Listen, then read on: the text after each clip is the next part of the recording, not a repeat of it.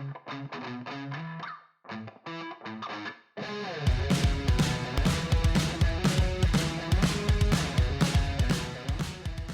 guys, we're here.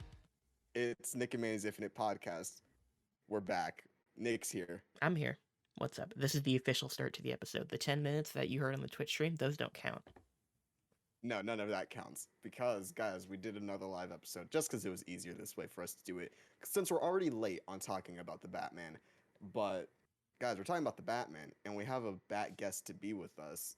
Max is back, guys. We had him on our Spider-Man episode. He is back to talk the Bat. Let's go. What's up, guys? Thanks for having me back again. I guess I that's always a good thing. Anytime you get invited back, Mm-hmm. that's a compliment. So thank you for having me back. That's awesome. Yeah, it was fun having you. Oh, sorry. Debating professional wrestling with Nick. Yeah, we can do some of that maybe after the Batman talk. We could talk about the AEW match from I think like 2 weeks ago. Was it 2 weeks or last week? Which one? Which one are we talking here? No. The one that you sent me. Which one did I send you? And we'll talk about it. Okay, later. I don't remember. Anyways, guys, anyway, we probably won't talk about wrestling this episode. Well, not that I can think of. If we banter after talking about the movie. Yes. Yeah. If we banter talking after about the movie. Hopefully Big E has a full recovery. Yes. It's looking like it's going to be okay. Yeah. That's all I got in the wrestling world. There you go. It was a big thing that happened. So hopefully he is having a full recovery. Harley asks who. We are talking about the Batman. Harley's asking who's going to do a Batman voice first. I imagine it's going to be Max. I'm just going to say Max, most definitely. I'm Batman. I am justice. I'm ready to talk. Let's do this. Hey, we were Vengeance. right. We were right, guys. Fantastic. So I have to do it. Yeah, you have to do it. Batman's contractually obligated. Exactly. Before we hop straight into spoilers, let's just get everyone's general thoughts out of the way now. If you want to talk about your relationship with Batman, I think we did that with Spider-Man as well. Go ahead and talk about your general relationship with Batman. I guess we'll start with Nick. Oh boy, it's my turn. Okay, so yeah, my general relationship with Batman is pretty much only movies. I mean, I'm just a movie person. I'm not a huge comics person, although I have read some Batman comics. I read all of Dark Knight Returns like 5-6 years ago. I have Year One, and I read, I think, maybe the first issue of that. I didn't finish it. I need to get back to that. But I'm primarily a movie person. Dark Knight was the first one I saw. I guess 2009 would have been around the time that I saw it. It was well after it came out, but I was a fan from there. I saw Batman Begins. I saw Dark Knight Rises in theaters. At the time, I thought it was the best movie I'd ever seen. I do not feel quite that way anymore. But because of that, I became a huge Batman fan from those three movies. I was excited for BVS.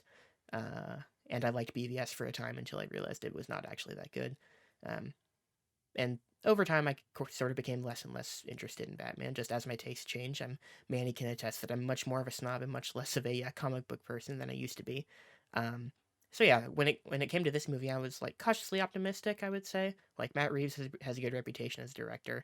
The cast was all pretty good. I didn't have any problems with Pattinson being cast or anything, but I was like, it'll probably be good, but I wasn't necessarily excited for it.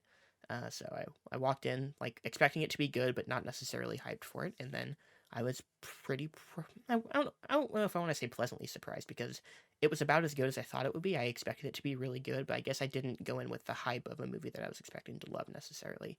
And I wouldn't quite say that I loved it, but I really liked a lot of it. And I would say it's excellent until the third act was pretty much my general feelings.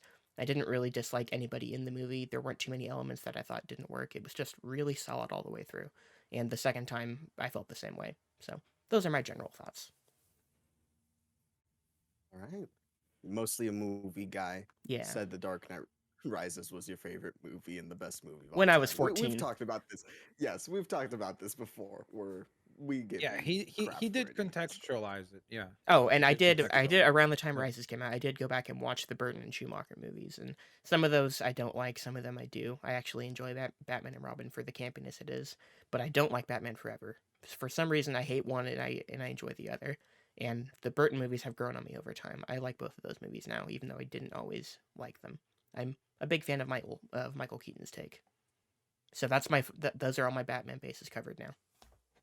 Gotcha. Max, as I believe the resident biggest Batman fan here. Yeah, Batman's not just my favorite superhero, probably my favorite just fictional character in anything. So that is the world, the world of Gotham in many different forms, whether it be video games, comics, movies, is a world that I've visited so many times. And that's one of my favorite things about the character is just how incredibly up to interpretation the character is, even though he does have this like set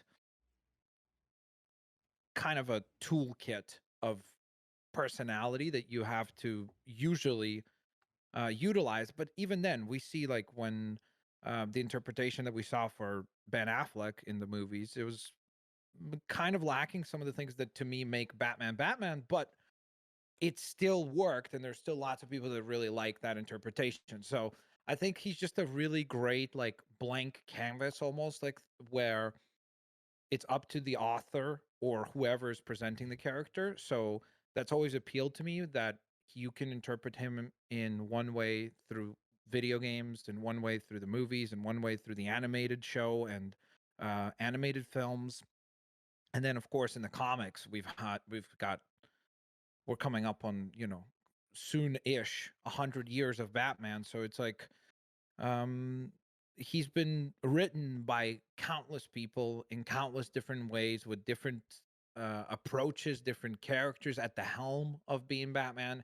And the thing that's always been super duper cool about Batman, I think, is the fact that he has an incredible cast of rogues. And they all challenge him in an interesting, different way, pushing him.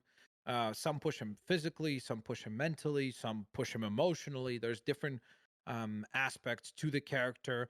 I think that, again, it's a character that what I love is that you could see how you look at something like Lego Batman or like Batman animated series, and then you work your way up in maturity up to like a the Batman, or beyond that, like Arkham Knight, where you can tell very family friendly stories with the character and the rogues, and you could work your way all the way up to incredibly mature stories as well. So he's just a very malleable character and a really great world that you can use in many different ways. So I've always been a huge fan of Batman. I got first comics that I ever read were Robin issues, and then Batman storylines. So I've read lots of Batman. I've seen the animated movies, shows. Pretty much, if it's Batman, I've most likely either seen it, played it, watched it, whatever it might be. So I am a huge, massive fan of the Bat. I gotta ask you, um, two questions. First off, which is the better Rogue Kite Man or Condiment King? Hmm. And then second, did you buy the Rocket League Batman card that came out? Yes, I did. I literally reinstalled the game for Rocket League, bought the car, and uninstalled the game. Like, that's how obsessed I am with That's the smart making sure that I decision. still have it. Yes. And Knowing your history then with Rocket League, it was yes, the smart decision to it's buy yeah, it it, would have been. delete it. Yes, I had to abandon it just to be safe. And Condiment King or Kite Man. Um, you see, the one thing is that I have not watched. This is one of the exceptions. So this is like Batman adjacent, I guess. I have not watched the Harley Quinn show, like the Yeah. new HBO show, and apparently they do a really good job with Kite Man on that. So I personally I haven't read anything that was like exceptional with Kite Man, whereas Condiment King did have some fun storylines. Um, in Batman Brave and the Bold and several different comics. So probably Condiment King over Kite Man, but apparently he's really good in the HBO show. So That is what I hear as well. I have not seen Harley Quinn, but I have seen every live action Batman movie at least twice. I've even the seen them all. 60s? Yes. Bat Shark Oh, Repellent? You okay. kidding me? That one I That still have goes not hard. seen. It's not on Adam HBO West Max, Batman. otherwise I would have seen it before this one, but it's not on HBO for some reason. Yeah. Adam West Batman goes very hard. See, that's one of those shows that I would watch on Boomerang. Going back to our conversation last night, Oh Nick. yeah. Boomerang. That show was always on there. But yes, I've seen Adam West Batman as well. I've seen all of those. I've seen a handful of the animated movies, Under the Red Hood. I saw Hush. I've seen some of the Justice League ones. I've seen a lot of the Batman cartoons. I haven't Have you read seen as Return many. of the Joker? Is that the Batman Beyond? Yeah. No, because I haven't finished Batman Beyond. Oh, Um, dude, you gotta watch that. It's so good. that It's is what I hear. really well done. Yeah, yeah. But in general, I've seen and consumed a lot of Batman media. Played a lot of video games as well. So I've seen a lot of Batman media. He's not my favorite hero, but I understand why people like him. But I also have this sort of grudge against Batman because everyone's like, well, he's Batman. He can do whatever because he's Batman. So that's just sort of my take on that is that I like Batman. He's cool. He does good stuff. Uh, but I feel like sometimes people hype him up a lot, and that just sort of dawns on me after a while, where I'm like, okay, I'm done with Batman. I'm Batmaned out, which is kind of how I felt with this movie. Is that I kind of feel Batmaned out only because going to what Max is saying is that there's so many different versions of Batman where I'm like, okay, this is another version of Batman. Um, but in general, I liked it. I thought it was good, very solid. I liked the cast a lot in the movie, Mhm. but I think that's pretty much all of my non-spoiler thoughts for the movie is that it's good. If you like Batman, you'll love it because it's good Batman stuff. If you're kind of tired of Batman to where like I am, you'll still think it's good, but you're kind of like, all right, it's another Batman thing. But in general, that's what I think. None of us didn't like the movie. It's very similar to the way that we felt about Spider-Man, except in this case, I'm Nick, and Nick is me. Yeah, kind of. Yeah. Before we move, So if we scaled it up, then I guess I liked it the most again. probably, yeah. Yes, you um, liked it the and most. and then Nick is in the middle, and Hmm. then you liked it the least. I don't think Nick is that far behind you. Okay. Yeah, we'll hear how much you like, Okay, how much you like. We'll let's do hear this real quick. that. We'll If you hear about rank, it. does is this the best Batman live action movie? I would still take The Dark Knight, and then personally, Yeah, same I here. would do Yeah. Rises, and then probably this. Oh, no, no, no, no, Yeah, no. No, I would go. I would put this in second, but again, I also really, really love Batman Begins, which I know is a very slow movie compared to, but I've always really liked that movie. Dark Knight Rises definitely would not be second best for me, but my top three would definitely be, if we're excluding animated, so only live action. Um, Number one still Dark Knight. Number two, The Batman. Number three probably Begins. yeah. Batman Begins Yeah. slipped for me in my estimation of it the last couple times I watched it. I still think it's good, but it's not one of my favorites. I wouldn't say. Interesting. Dark Knight Interesting. Rises, I still have a big So soft spot for though. for me, live action, I'm more with. I'm going. Dark Knight Begins the Batman Mm, for me okay, fine, personally. fine. So we're all around the same areas. Um, just for me, it hit a little bit less. But Brian Geo 69, great name by the way, had a great comment. He said, "Bro, Lego Batman is the best animated movie ever. It's the best Batman movie ever, and I'm sticking by that because Kojima said it was, and y'all know Kojima's Christ. So whatever he says must be true. Never done anything wrong Um, in his life.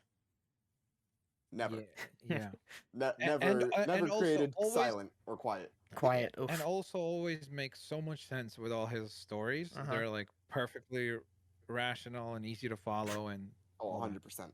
Yeah. Um, anyways, we're all generally it's the same thing with Spider-Man. We're all generally in the same place, just it hit better for other folks than it did for me. So it is what it is. And But that's interestingly, pretty also we much should also contextualize that you have seen it twice, right? Nick, I've have you seen it seen it twice. twice? Nick saw it Yeah, I saw it twice. twice. Oh, okay. So I'm the only one that hasn't seen it twice. Mm. And I've wanted to Yes. see it twice, maybe even three times, but I haven't had a chance to go again just because, again, it's a 3 hour movie. And that's a Which pretty we will big talk time about. commitment. Yeah. Um So you want to jump but yeah, into spoilers? yeah, let's jump into spoilers. Um my first issue with the movie is that the character names are not the same. Who is Edward Nash? Like, come on, give me Edward Nashton. Nigma. Edward Nashton, my bad. There you go. And like I was very sad, like, because when they said Catwoman was in the movie, I was like very excited. But they went with someone named Selena Kyle, and I'm like, where's Patience Phillips? Like I thought we were going off of the Halle Berry Catwoman. I wanted Patience Phillips to be in this movie. So Those are my first two gripes with the movie. Was they changed the character names, and I don't like that. That's a great bit. Keep going. I was about, yeah, I'm like, bro, really? You're really gonna go there? They had us in the first half. Not gonna lie. You, Had you in the you first half, really, yeah. Then the swerve and then was the like, swerve ooh, with Patience Phillips. I was like, I think he's yeah, bullshitting me, and then I let it play out, and yeah. I became 99% sure he was bullshitting me. Yeah. Um. No, but I guess while we're talking about Edward Nashton, let's start with the Riddler. What did y'all think about the Riddler? I guess I can start with the Riddler. Yeah, go I ahead. liked him. I liked him up until he started screaming in the jail cell. Hmm. Um, I love that that has become a meme of him just yelling no. Um, it's so funny. I saw it in the theater again today, maybe like 2 hours ago. I got out of the theater. Saw it again today, and when that started coming up, I could only think about the memes of him just saying like, "This is not how it was supposed to go." Um, Other than that, I like the direction that they took with the Riddler, with him being much more of a Zodiac. Oh, guys, we're gonna use all the reviewer buzzwords. He was much more like a Zodiac killer in this, where it was very brutal, and then the little riddles were sick and sadistic. So I like that take on him versus something like Jim Carrey, where he's big and bombastic and he's wearing the bright green spandex and he has the Riddler cane and all those other things. It fit the tone of this movie very well, and I liked it pretty much up until we found out that he was a redditor and he was screaming in the jail cell at Batman. And then pretty much after that, I was like, okay, the performance isn't as good, but pretty much everything up until then, I thought he was very scary, and that was very good. And I liked his intellectual battles with Bruce Wayne. And on second viewing, I did change my mind about my opinion on Batman being too good of a detective because he does ultimately lose. So that was nice to see that he loses, and him losing makes him reevaluate the way that he's going about things. And it doesn't end happy. It ends sad. So I like. Okay, so I guess we're just starting with just Riddler specifically, right? Yes, just Riddler specifically. Yeah. So to me, I actually I echo most of everything you said, except for the fact that I actually really liked the scene in the jail cell at the end, because I think that the cool thing there is that we saw this dichotomy of where like that was the real him kind of popping up, right? Like that was the like he is psychotic, and when he finally loses kind of control over the narrative, that's when he has this moment of where he becomes unhinged. And so I actually thought that that was pretty strong in terms of like showing us, because prior to that, even though he spoke very creepy and obviously murdered people, but he didn't really like a lot of people could make a justification to be like, oh well, but he's killing people who are bad and blah blah, like, it's like that classic trope of like, is he actually the bad guy? It's like the Thanos thing, where a lot of people are like, well, Thanos was probably right. So you had a similar ish kind of tone until that breakdown, until you realize, oh no, this guy's insane, and Batman literally calls him that to his face. And so like I actually thought they did a great job with how they portrayed Riddler. I personally, I don't despise or like dislike necessarily Jim Carrey's take on Riddler. I think that it's just a very completely different tone from those movies versus this. This definitely seems like a much more, even though I don't even know what to call it as far as like, I don't necessarily I wouldn't describe it as realistic, because it is, it's got greediness, definitely. Like it's a very dark movie, kind of like anchored in realism, but then the reality is like the vast majority of the fighting and everything for Batman is super unrealistic. You know what I mean? Like when he's, how he's never actually taking any damage from guns shooting him point blank and all that stuff. Like there's definitely, it's still a comic book movie, and they still lean into that aspect as well. So it's like this weird kind of middle ground between those two.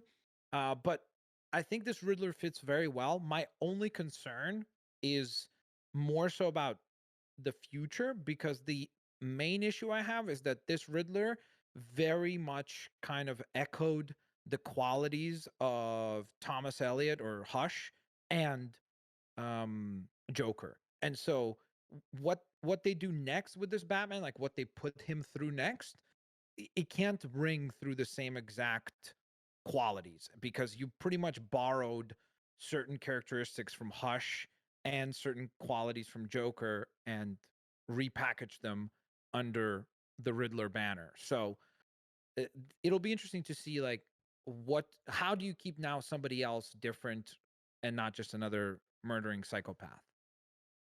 Yeah. And I've seen people both in like one of the discords that we're in and just online saying that it seems like Hush is what they are trying to lead up to for the sequel or eventually a Hush storyline. So it's interesting that you mentioned Hush because that has been talked about just within communities saying, hey, this has very similar qualities. And Yeah. you do have that big fat hint in the middle of the movie about Hush, so it definitely seems like they're going to pick up on that thread at some point. But yeah, as far as Riddler goes, I'm pretty much in line with you, Manny. It, some people were like saying that his performance is really sticking with them and that they were transfixed by him throughout the entire movie. I wouldn't say that. I'm like throughout the movie, I was rolling with it. I'm like, he's pretty good. He's pretty creepy. But again, as soon as like that mask gets taken off, all his scenes from then on, the couple scenes that he still has, to me, and I even feel this way with Paul Dano and other stuff, I think he overcooks it. I don't know if it's a direction thing or just the way that he acts, but I'm not a fan of it. It feels sort of out of place for what the rest of the movie's like to me, especially his very last scene with the other character. I hate that scene in particular. The scene with Batman got better for me the second time that I saw it, even though I still kind of had the same issues with it. Like I understand the idea that behind his mask and on the internet to his followers and stuff, he's a different person than he actually is when you encounter him in person. Like you hear that about people and about characters all the time being like that. But I still didn't love that direction with it necessarily. It did to me feel out of place with the rest of the movie, and it just didn't quite work for me. Like I said, it felt a little overcooked, felt a little overdone. He At that point he kind of felt like most other crazy guy villain characters in any movie I'd ever seen before. And it didn't work as well for me. And that was part of why the third act didn't work as well for me, among other reasons. But I was on board with that character for the first two acts pretty much, I would say.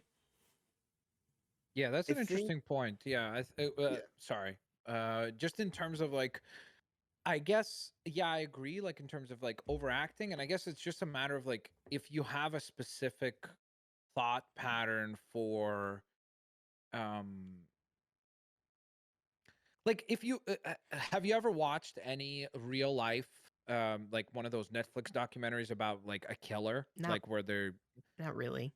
have, I forget what was the one that was in Los Picking a Angeles that was murder. like Oh, no, no, no. no. There was Manson?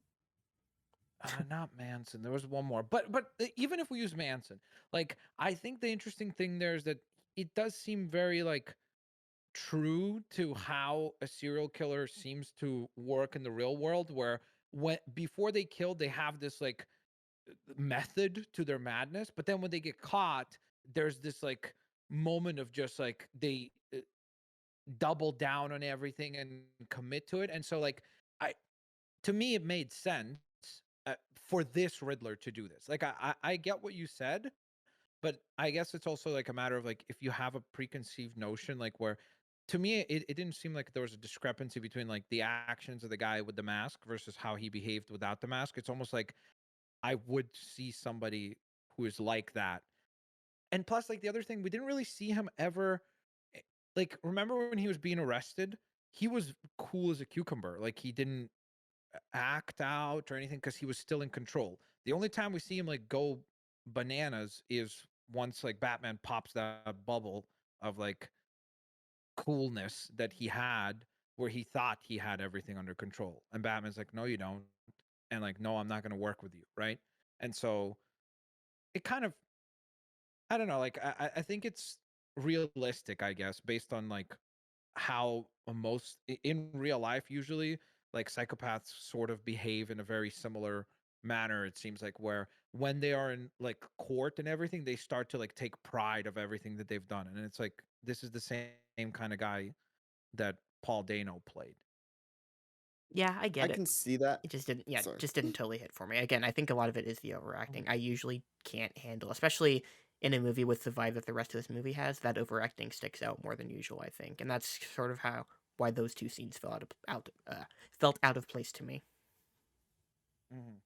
Fair Yeah, enough. and for me, it's not that like the scenes fell out of place. It's specifically the moments when he starts screaming and singing because like you have that moment when he's talking with Batman, everything's cool there, and then he starts saying like, "Oh, I'm not working with you. You aren't this kind of person." And then he has his little freak out. But then after that, when he comes back and he finds out that Bruce didn't figure out what the last clue was, I like that section of acting as well. And then the conversation that he has after everything happens with that one character is where I'm like, okay, now we're back to the overacting. So it's really just two or So three it's more specific about the moments. delivery of how he acted, right? Like I guess Yes. not the content of what he was saying, or it's more No, like what he how was he delivered saying it. was Yeah. fine. Like Mhm. that all of that was fine. It was just the delivery in those specific instances that took me Yeah. out. I don't know. I guess that's when I watch it a second time, I'll try to pay attention more because I don't know. I don't remember it being like, except for the memes. The memes are hilarious, but I don't remember it being like something that I was like, oh, that's really over the top. But maybe I just didn't notice it. So I'll report back when I watch it again. Yeah. But while we're still talking about villains, let's talk about the big two of the movie. Carmine Falcone, as some people like to say, Mm, and Oz Cobblepot.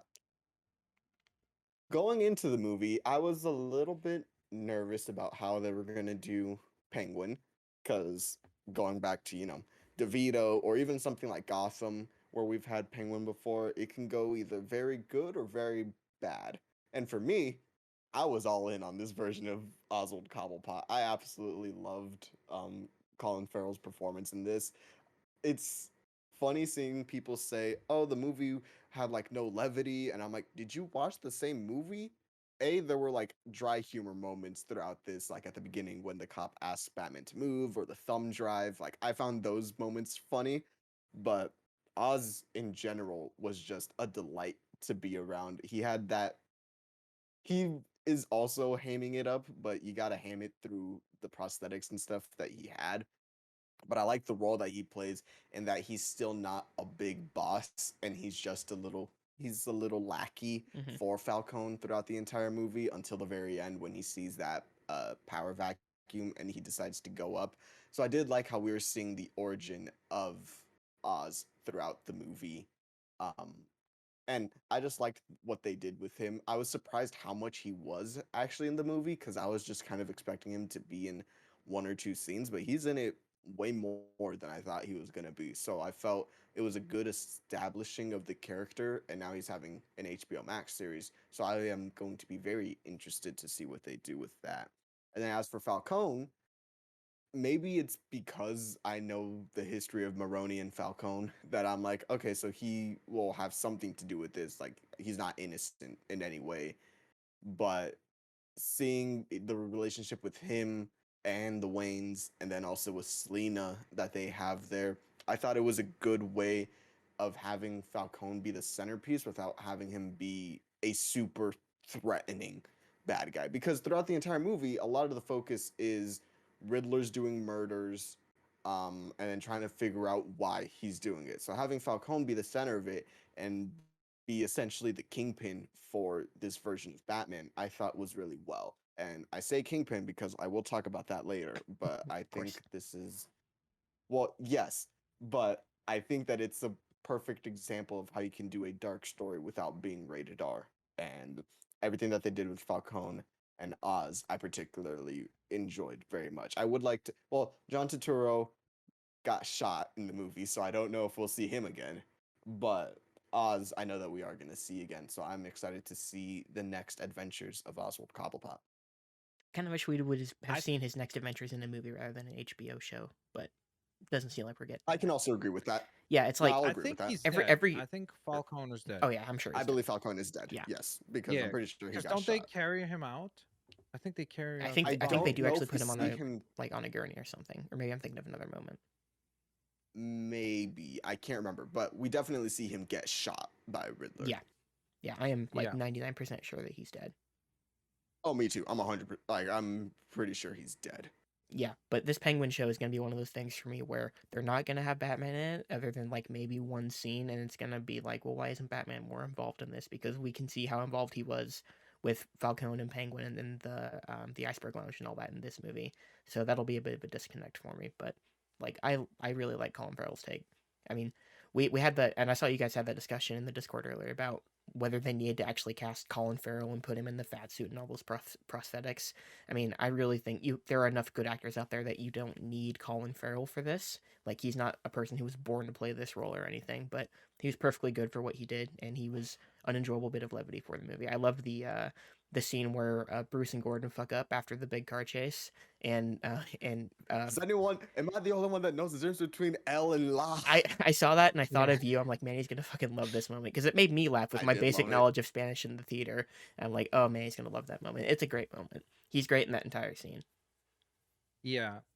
I in general, like, again, what I really loved about this movie is tonally, and this goes hand in hand with the Penguin, and Carmine and everybody really, is that it is tonally, like, for example, the reason why I think the Joker movie with Joaquin Phoenix is a phenomenal film, whatever, but I have never gone back to rewatch it because it's too dark. Like, it just, you don't feel good after you're done watching it. Like, you just feel like, oh, like it's depressing. It feels too real.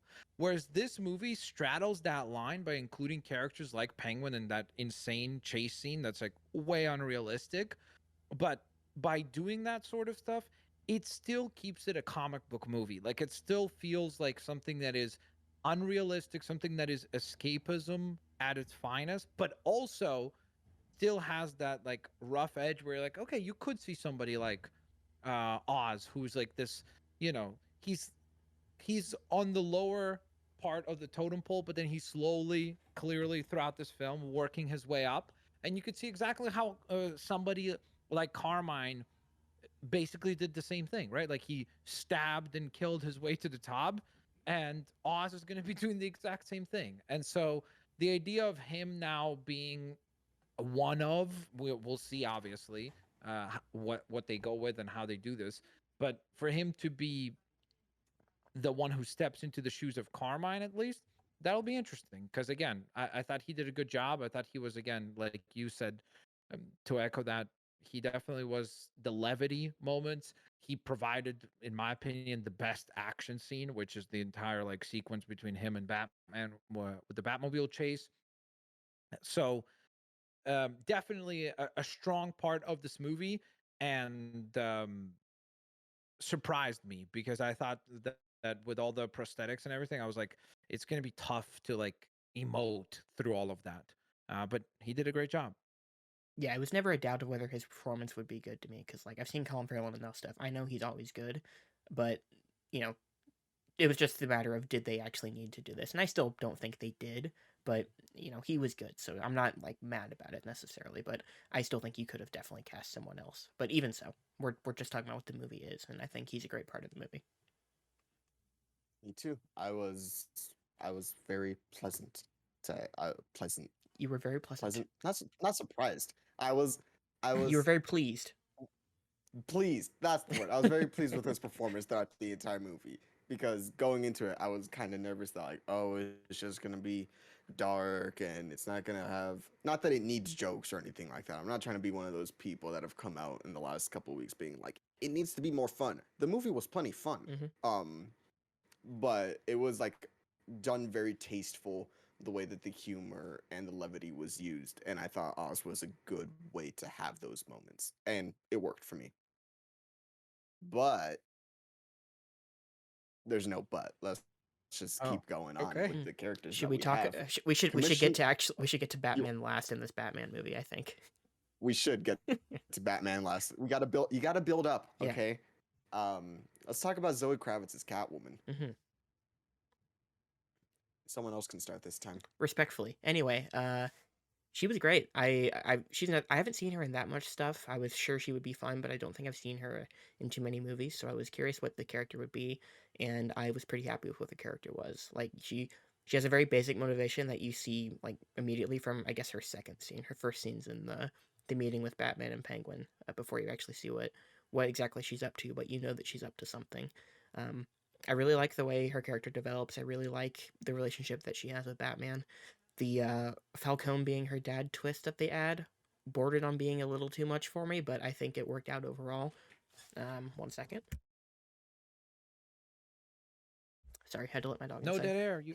Oh, okay. Yeah, had to bring my dog inside. Anyway, No yeah, worries. her final confrontation with Falcone worked for me, and the relationship she has with Bruce helps reinforce the arcs of both of those characters through that moment, and then through the third act of the movie. So I was a big fan of her all the way through. Again, the dynamic between her and Bruce is really great. I almost wish I would have been able to see more of it because in the middle of the movie, that dynamic kind of disappears, and I wish that would have been more of a through line throughout because it feels like there is maybe a half hour in the middle of the movie. I think it's the whole funeral sequence and the aftermath of that where you don't see her at all, and it's a long stretch without her. And we do also have a long stretch without the Riddler in like late second act when you're getting all the stuff where you're learning about Thomas Wayne and everything like that. So there's stretches in the movie without characters like her that feel a little long, but when she's actually on screen, I was a big fan of her from start to finish. Max, your thoughts? Because I agree with you about what you said, Nick. Okay. Yeah, I would echo pretty much the same stuff. Just because, again, I think that this is the best that this character has ever been on screen in terms of both as Selina and as Catwoman. I thought she did a great job in the action scenes to be very like dynamic. The way that she fought was very Catwoman esque, where it felt very like um, agile and like quick, which is something that again I think that you need to physicality can be something that you could do a lot of storytelling through as well, right? Like the way that Batman fights, he's just a brute force. Like he just walks forward and just clobbers people. Versus she is far more like elegant with how she approaches the fight, which makes sense for Catwoman. So that was good. Um, I thought that as Selena Kyle, she did a great job of like letting us in terms of like immediately establishing herself as like a vulnerable character and somebody that's like um suffered and communicating to us like why she might be protective of other girls who are in similar situations like her because of her upbringing and like what she has had to go through in her life with losing her mother and being an orphan and yeah, I just thought maybe like the one thing that was a little confusing to me was in terms of like what was the attraction? Like why did she fall in love with Bruce here? Um I'm not sure. Maybe it's just an element of like he provides her with like feeling more safe or something, which is something that she hasn't had because she doesn't have anybody watching her back. It's usually everybody that she's watching out for. So maybe it's as simple as that. But again, I'm going off of one viewing, so I'm gonna try to pay attention to that more in terms of like what was it about Bruce that was so alluring to her, especially again because she only knows Batman. She doesn't know Bruce Wayne at all or the man under the mask. So that's an interesting dichotomy because again, in the comics, a lot of times uh, it's a developing thing where she just kind of like flirts with Batman and she'll utilize her flirtiness and everything to get away and like manipulate him into making a mistake or something like that. But here it did seem like she was in love with him. Again, even the way that the movie ends is the concept there. She's like, "Hey, leave with me," just like the Dark Knight Rises did, right? Like that plot's been done many a times. Like the Telltale Batman games did that, where she's trying to entice him to say, "Hey, just give up on Gotham. It's not worth saving. You can't save this place, and let's just go away and live a happy life outside of this." But that was probably the only weak element, but I wouldn't attribute that to her. That's more about the relationship of Selena and Batman or Catwoman and Batman, however you want to phrase that. Yeah, that's one of those things where I Yeah. think the movie actually could have used a bit more, like just a bit more I don't know if explanation is the word, but just a bit more between them to make you understand why they get to that point with each other, because they do get to that point fairly quickly. Because like, assumedly she's going to be in more movies, and they already seem like they are in love at the end of this movie, even though they have to go their separate ways. So that was an interesting take. I think their chemistry is really great, which helps overcome some of the areas that are lacking in terms of getting their relationship to that point. I think they have a great dynamic throughout the entire movie. Those two actors are great together. So I think a lot of that helps make up for a lot of the shortcomings as far as that goes.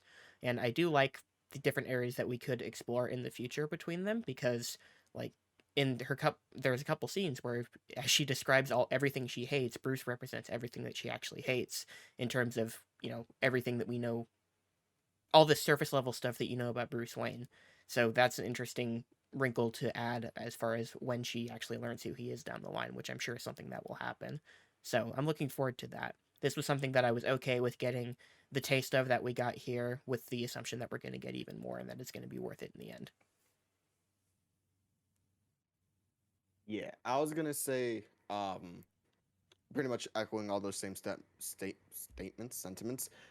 Zoe Kravitz was really good in the movie. I think her and Robert Pattinson have really good chemistry together. I would like to see more of this character.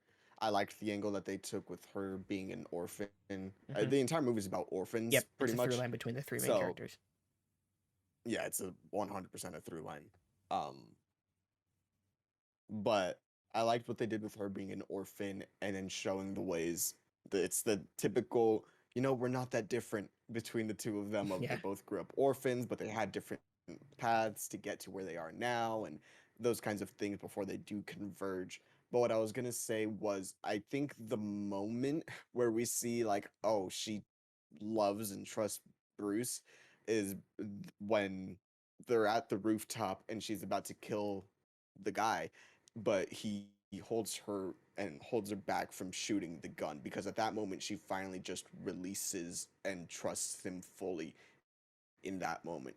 It is, going to your point, it comes like after they kiss, I think, at that point, yeah, and Yep. sort of establishing all of that stuff. But I think that's the moment where, for me at least, I can believe that she's in love with Bruce, is in that specific moment. yeah, And from there on, I can buy it. But I completely can understand where you guys are saying it's a little bit rushed or not clear as to what got to that moment. But for me, when we got to that moment, it was believable. yeah. That's pretty much how I feel. Yeah. Yeah, and also like again, you could also explain it just as simple as like uh, maybe we're looking into it a bit more than maybe this isn't love. This could be literally just physical attraction. You know what I mean? Where because they're two characters that's kind of what their lifestyles are like anyway, and so maybe they will build that layer of like love and like true affection towards one another beyond this. So this could be just as simple as like, oh hey, I like you, you like me, like it's that it could be that also, and then maybe like what you said, Manny, where it's it's just a physical attraction, but then that moment where he like stops her from committing a crime and tells her like you don't have to pay again. I think I'm paraphrasing, maybe it wasn't verbatim, but Yeah, that's what he said. because she's saying that he needs to pay, and then he says, "But Yeah, you don't have to pay with him." yeah, yeah. And so it's like maybe a moment like that, makes her more like um hopeful about the people of Gotham, about the future of Gotham and things like that, even though then obviously in the latter half of the film, well, beyond that point, we see that she's still like, yo, I'm out of here, this place is a Yeah. cesspool of bad people. So um And it'll be going off interesting. of that, I think maybe she sees him as like, not like codependency, but something to make her better. Because throughout the film, like, we hear her say, like, oh, I've done this, I did that. We hear about, like, oh, you did petty crime or whatever. And it isn't until she starts hanging out more with Batman that she becomes, quote unquote, a better person, I Hmm. guess you could say, because he stops her from committing the crime. By the end of the movie, she does take actions to try to stop the Riddlers, and she is ultimately trying to take down corrupt people. So it might be that she sees him as the one person that sees the good in her to try to make her better or make her feel better about herself. So that could also be another thing. Um, is that, and then the other possibility is partners essentially, because if she can get something out of him, then it can make her feel better. And if she sort of goes on and realizes, oh, I'm really just bad without Bruce or something like that, maybe it adds something there. But just things that could be explanations as to why towards the end she's like the bat in the cat, it has a nice ring to it. So it could be, oh, this is someone that is going to help me get further in what I want to do. So I'm going to try to persuade them Yeah, that but way. we don't But we don't have any motivation for her beyond the fact that she wanted no, to we don't. kill Falcone, right? After finding Yeah. out like that he killed the girl. So it's like her motivation is pretty much like that's done, right? Like Yes. beyond that, we know that she just committed a bunch of crimes. So it's like Hmm. what's next for her? We'll see, I guess. Blood That's why Bloodhaven, maybe a bruh. character like her would benefit. Yeah, I Bloodhaven, suppose it'll baby. be interesting to see what they find as a motivation for her, right? Like where like what inspires her to Hmm. come Yeah. back to Gotham. Yeah. Yeah, what I do But really like is that I feel like throughout the movie, those two make each other better people. I feel like Bruce's change as a person when his worldview starts to shift in the second half of the movie starts as a result of her in that first conversation on the rooftop, and that sort of begins his arc throughout the rest of the movie, like with all the stuff that happens with Alfred and everything after that. All the stuff that makes him rethink what he thought his life was and what his family was like and what the world was like. I feel like she starts that for him, and he also helps her, see that revenge is not the way. So they make each other better throughout this movie, and I think that's sort of the area where I think the relationship really shines and why they're good 100%. together. Yes. There's a couple more relationships, but we're just gonna bundle them all in one. Um, Alfred, Gordon, and Batman. The big, I don't know, they're The not the big boys, three, but the boys. the boys. Yeah, the boys. I could definitely see these guys like kicking back a few beers, Oh yeah. playing some pool in the bat costume. Could you imagine that? Yeah. That'd be kind of fun. But Alfred, he has a very limited role in this movie. Yeah, I, surprisingly for so. As some does reason, Commissioner sort of, Gordon. what? As does Commissioner Gordon. I found Commissioner Gordon to be more involved in this movie than Oh, I thought he was way going to way be. more involved. Jeffrey Wright is the best part of this Yeah, movie. That's my take. He's I, the I, best part of this I movie. I agree. really? Oh What yeah. did we Yeah. learn about him? Nothing. We What need did to we know Well, about learn about Gordon. him? Gordon's the same as he's always been. He's not corrupt. He always does the right thing. That's Yeah, that's Gordon. Like, and I just think it's kind of the Jeffrey thing Wright of is an like awesome Gordon actor, doesn't. and he does so well with this material. I think he's got a great interplay I, with Pattinson. I'm not saying he didn't do a good job with what he was handed. I'm just saying he basically was just a backboard for every Batman scene. He was the thing that Batman would bounce off. Basically, instead of talking in his own head, he was the inner monologue out loud. He was the one that was hearing it back. So that's like, to me, there was no, um, like again, when we see the establishment of like Gordon, and again, the Nolan trilogy has the benefit of a trilogy, whereas this is one movie, but this movie is 3 hours. Um, I just don't think I would say Alfred is the weakest part of this film. And Commissioner Gordon, he's just like he's there, cool, but like to me, he doesn't in any way like steal any of the scenes. He has that great moment where he's talking to Batman in uh, Interrogation room. yeah, interrogation room. Like That's that a was a great good moment. like again moment of levity, and fun. But I don't think that character did not need to be Commissioner Gordon. It could be anybody. You know what I mean? Like there was no qualities in terms of like tying it to the family, tying it like showing like elements of his frustration with Gotham being corrupt, so like to the bones. But then, like in the comics, a lot of times Gordon acts as the character that keeps Batman hopeful. Like he's the guy who, because Batman believes like, okay, well, if Gordon is still uncorrupted, then there is hope. I can, if we can just um spread this Gordon's way of looking at the world throughout the entire police station, and then the police station become far less corrupt, and um spread that outwards further and further, he acts oftentimes as the thing for Batman's motivation. This Gordon never does that. He's just there. So like he did a good job. I just don't think he ever was like he could have been any officer, you know? Like he could have just been like Officer Joshua and it's like, okay, great, or Detective Joshua or whatever name you want to give him. Like he in a similar way to like how Alfred in this movie did not come off as like a father figure to Bruce. He came off more like as a brother or someone like that and someone that again, like you said, did shake up Bruce in terms of realizing that he still cares and that he's not this like ruthless monster that he thought he had become and he's lost all sense of fear. Sure, but beyond that again, we didn't really see any type of like establishment of like that respect or like how much he raised him and all that. We're just supposed to kind of, I think, interpret that that's probably what happened just because that's usually how things happen in the Batman universe. But after No Way Home, I never interpret anything as correct anymore because I'm like, well, until you confirm to us that that's what, like, he was raised as an orphan and he was crucial in his life and like they went through hardships, we can't even assume that stuff because who knows if that's the relationship they have.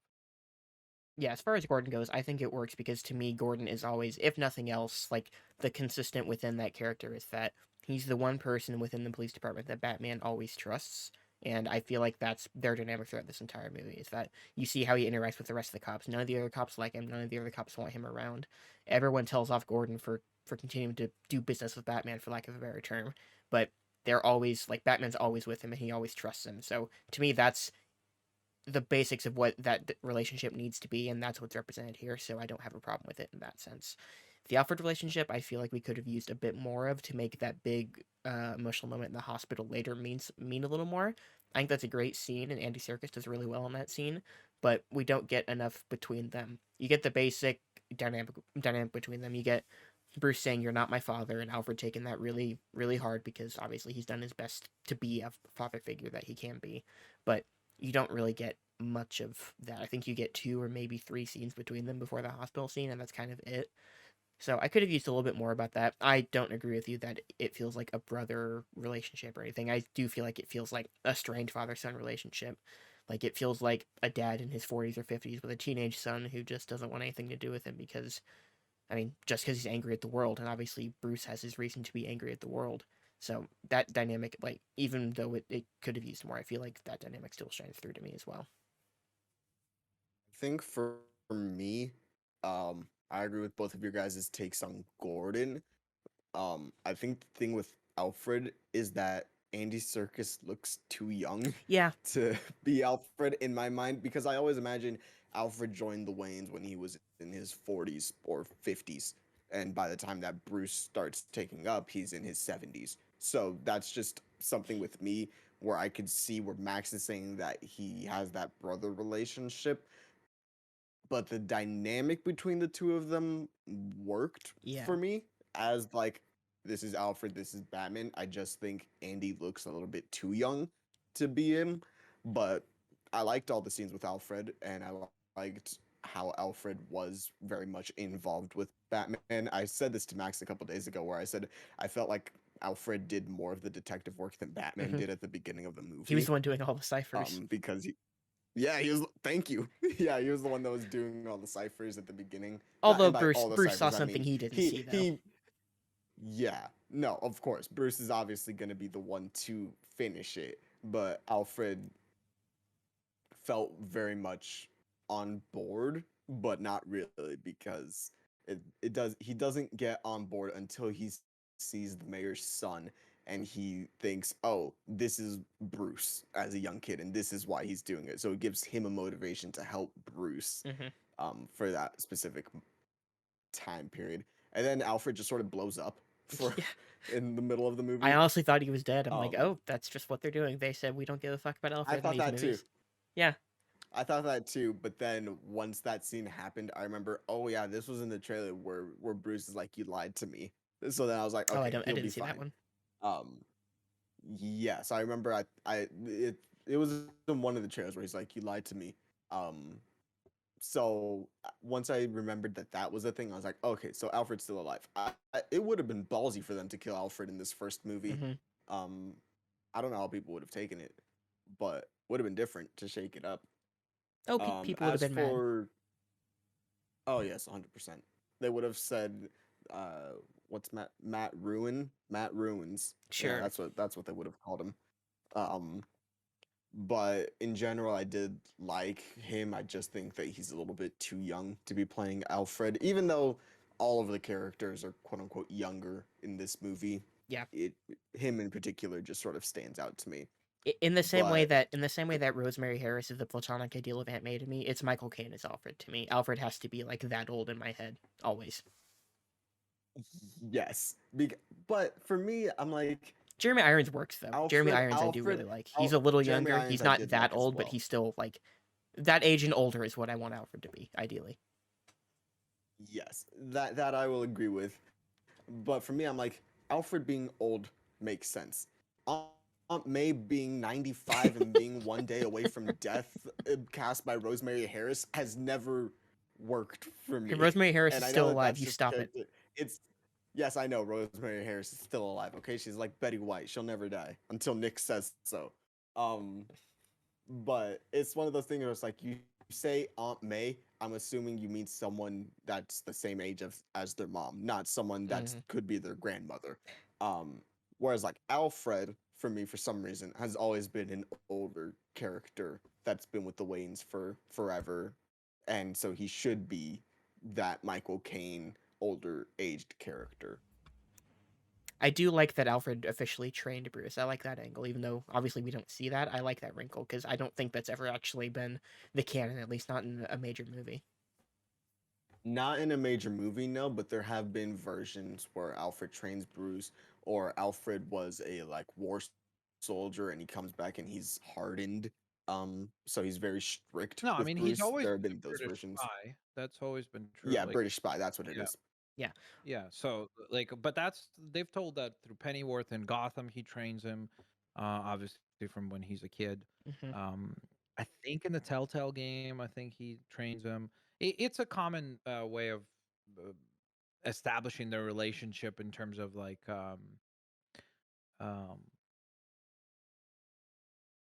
I guess like at this point that's the modern like telling is that Alfred is the one that like trained him up at least in the early get-go, and then Bruce seeks out like more training obviously um beyond what Alfred knows to hone his skills even to an even greater extent. But again, like to me, I guess like how you said that you have a certain mindset for what Gordon Batman should be, to me Bruce always respects Alfred. This Bruce did not respect Alfred. Like he only when he's about to lose him do we see any form of like empathy that he displays, but before that we see that he even for Alfred, he kind of just treats him like, yeah, like screw off. I don't want to hear what you have to say or whatever. Like he's just very because again, and we can talk about that. We can transition to Batman himself specifically, and start with Bruce because to me that's the weak part about this Batman dynamic is the Bruce side, because he seems Bruce needs to have humanity and empathy because that's the thing that grounds Batman. Batman is supposed to be this kind of like animalistic expression of the fear and the suffering that he has always experienced and the trauma that he experienced from when his parents were killed. And then he wants to inflict that fear onto everybody else. And that's why you have that speech at the opening, which was beautiful. And again, that's why I think he, as far as the Batman specifically, like that side of the coin, I think this is the best Batman in live action ever done. Like he kills it as Batman. Yeah. But the one thing that I need is I need Bruce to have a little bit more empathy, a little bit more humanity. And again, usually the way we get that is through his relationship with Alfred, because that's usually the relationship that we see first. That's the first person that knows who he is underneath the cowl. That's the person who knows about it longest. That's why, like in the Dark Knight and in the Batman Begins movies and everything, when we see him like patching Bruce up and like all of these things, that establishes those moments, like of the care that he puts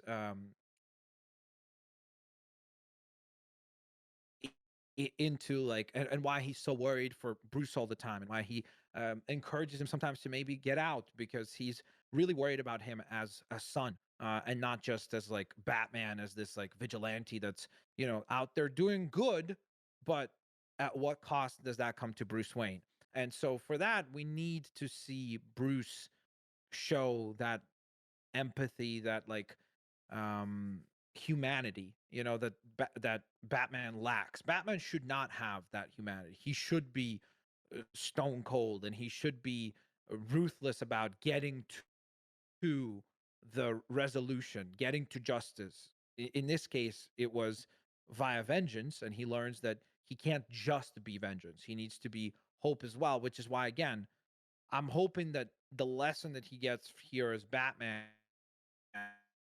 will transition into more of Bruce. And again, I hope that we see some sort of a more of a mutual respect, that he or respect from him to Alfred, as somebody who like raised him and brought him up. And um because again, like even though he is a new Batman, he's been Batman for 2 years, or going into the second year or whatever. He's been training for years, like they've established that. So obviously Alfred is aware of the fact that Bruce had these ideas well before he actually put on the cowl and everything, right? Yeah. Did you have anything else you wanted to say?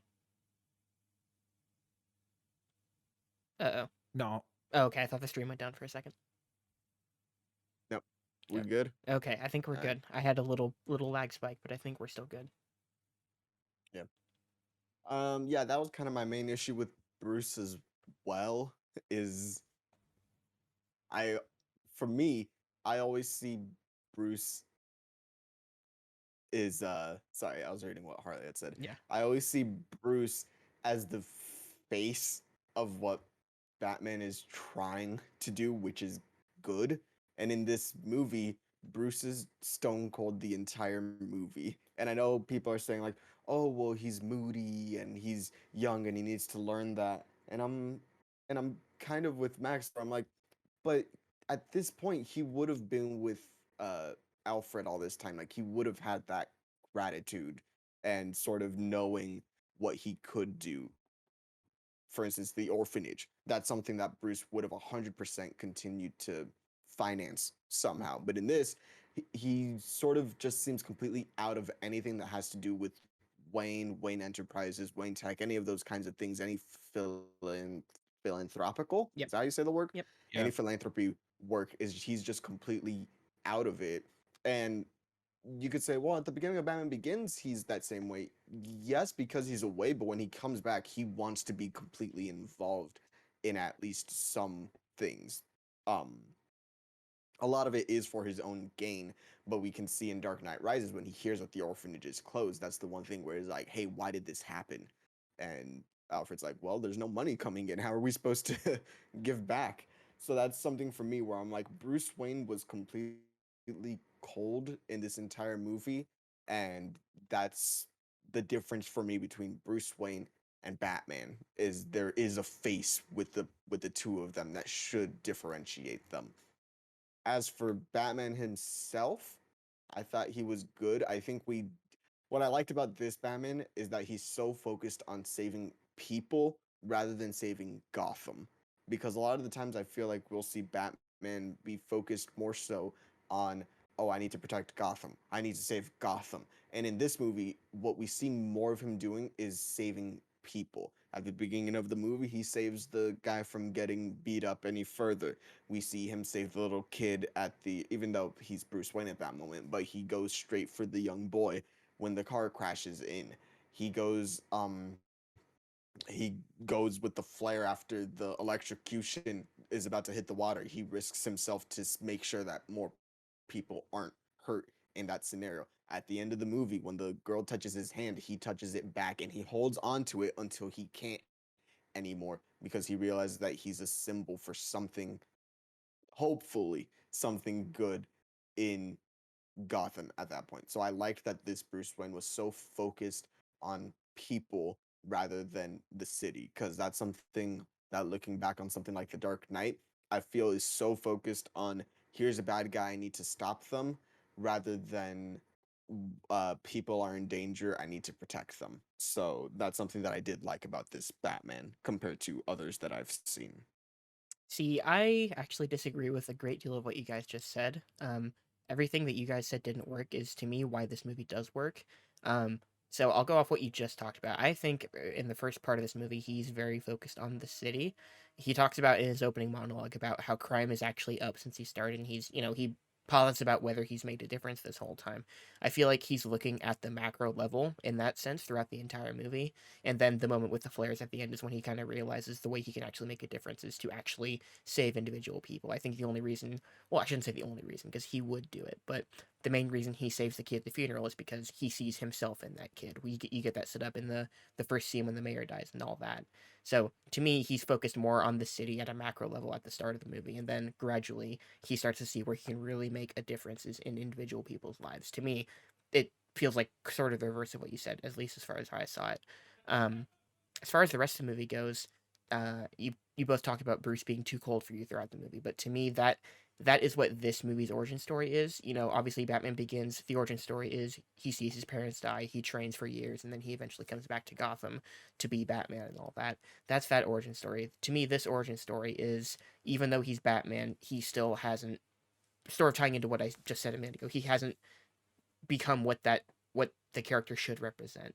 He's all the time he talks about how he's vengeance. To me, that's the way he feels like he can help is that he can beat the criminals to a pulp or whatever, and that's the way he makes a difference. Stopping crime is what he's worried about rather than necessarily improving people's lives. And I think that's part of him being so mad at the world throughout the movie. And I think the reason he is that way, the reason that he didn't have that better upbringing, is that as we see Alfred to be in this movie, Alfred failed him as a father figure. He said, I think he said in the hospital bed, I can train you, but anything else, I couldn't really do. So he didn't know how to properly manage the company in Thomas and Martha's absence. He didn't know how to raise Bruce properly as a person with empathy. Growing up as a spy in the SAS or wherever he was, that's not something that you're necessarily taught as much. So to me, that all makes sense as to kind of why Bruce is the way he is, at least at the start of this movie. And the whole movie as it goes is that part of Bruce being broken down slowly but surely. And I think his relationship with Selena has a lot to do with that, and just all the revelations he makes along the way, realizing that his parents weren't perfect like he was led to believe they were, and seeing like again the I don't love the third act as a whole, but the moment with the flares at the end and what that represents, to me, that really does connect because it shows him, again, how he can really make a difference. So I think moving forward, we'll see a Bruce more in line with what you guys talk about you wanting him to be, which I agree he should be. But to me, I think that's what the origin story of this movie is, rather than the traditional his parents die, he goes off to train, and then he comes back. To me, that's what the origin story of this movie is that he starts off as this incredibly cold, distant person who's angry at the world, like I keep saying, and he slowly begins to realize what his true purpose is and what he can be as the movie goes on. That's how I read it.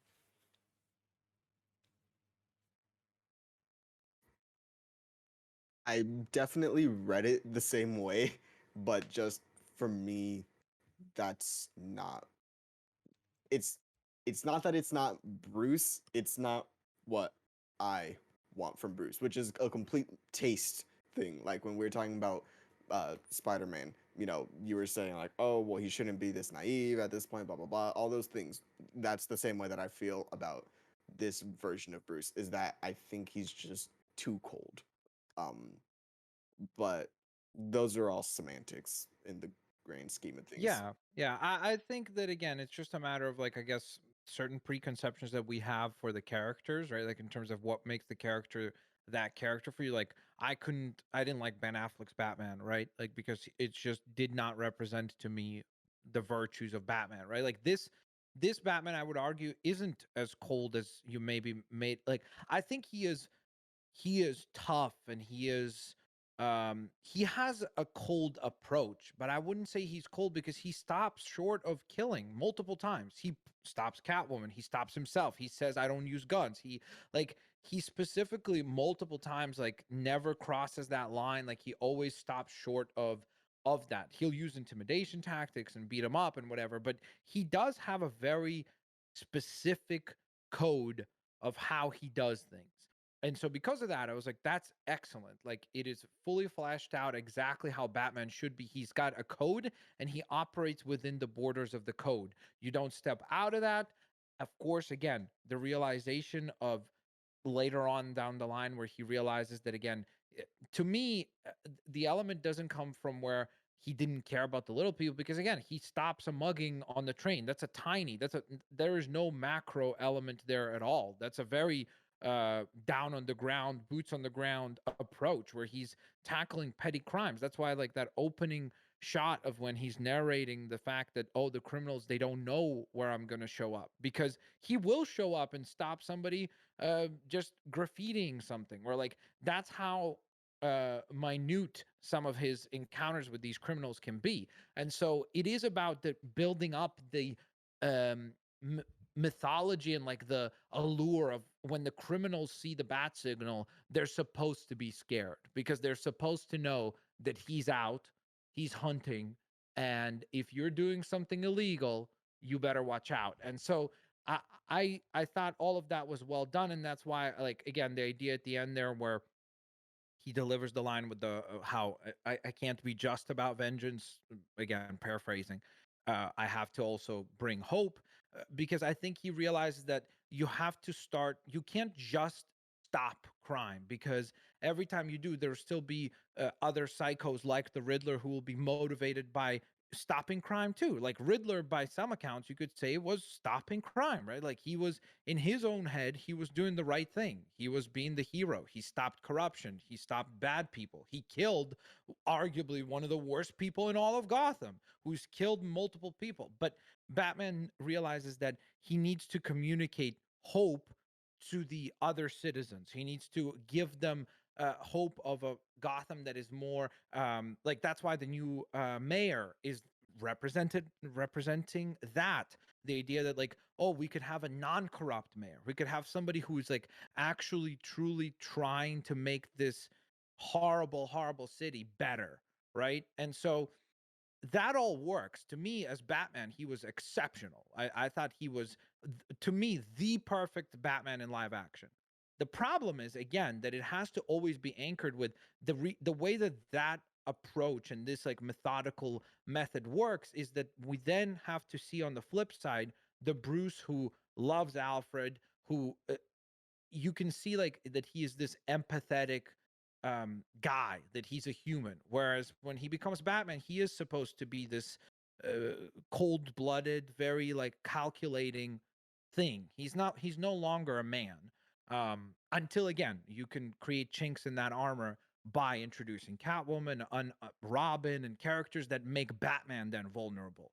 But if it's just Batman, and this story starts out with just Batman, he hasn't let Catwoman in. He doesn't have a Robin. He doesn't have vulnerabilities as Batman. He is as impossibly powerful as he needs to be.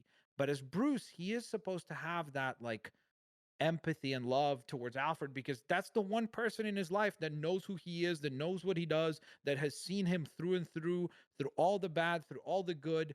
And that's the thing that was kind of like, to me, lacking, is more on the he can still be like, he could be an ass to people in public, because that's what he portrays oftentimes as the billionaire playboy. But with Alfred, they've always had that relationship of like father and son, and that was lacking to me. But again, I guess it could be also just a, that's what I expect from that relationship, and so if it's not there, it's odd. And also, I would say, if the idea is that, oh, well, now they'll develop such a relationship, it's like, based on what? Like, if they didn't develop that over the course of when he was a kid and his parents died, and this dude took care of him and like raised him and made sure that he uh, grew up a man that he could be proud of, and he still doesn't respect this guy, like, what is it going to take? You know what I mean? Well, to me, the whole point is that the movie recontextualizes everything Bruce used to think. And I think part of that is the way he treated Alfred. And to me, that scene at the hospital represents them finally getting an understanding with each other. So, again, I'm praising this going off of the assumption, and I think I like where it's going, of the fact that that relationship, and Bruce as a whole will become what you guys seem like you want him to be. Which, I mean, I think eventually that's, I again, the platonic ideal I mentioned earlier, that's what Bruce Wayne should ultimately be. But for this take, I like that he wasn't there yet, because we don't usually get that. I mean, we certainly didn't in the Nolan movies. You pretty much had that entire origin story was, I mean, very basically fed to you from the get go of like, this is what Bruce wants to be, and all his relationships were kind of set in stone immediately. So I like this take. It's not just that it's different. I think it works for being different. But that's just me. Yeah. Yeah, I'm not somewhere in the middle. I lean more towards Max, but especially like talking specifically about the actions of Batman, I don't agree that he was very macro focused. A lot of it was micro for me personally, because yeah, it really just is seeing him specifically go after trying to make sure less immediate people are hurt. That to me was Batman, because in this he's definitely sacrificing himself way more, in my opinion, than I think in the Nolan movies, because he is putting himself right in the middle of people and confrontation, but then you do Yeah. have the macro that is what he is trying to ultimately stop.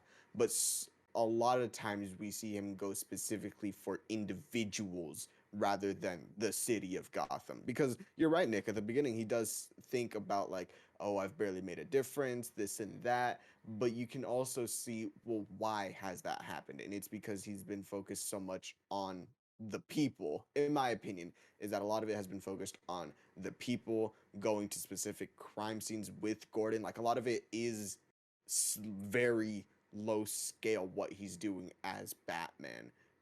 There is that deleted scene that Matt Reeves talked about with the unnamed um, prison mate where he Prisoner. says like, "Oh, it's our anniversary." So like we know that there has been stuff happening with that as well.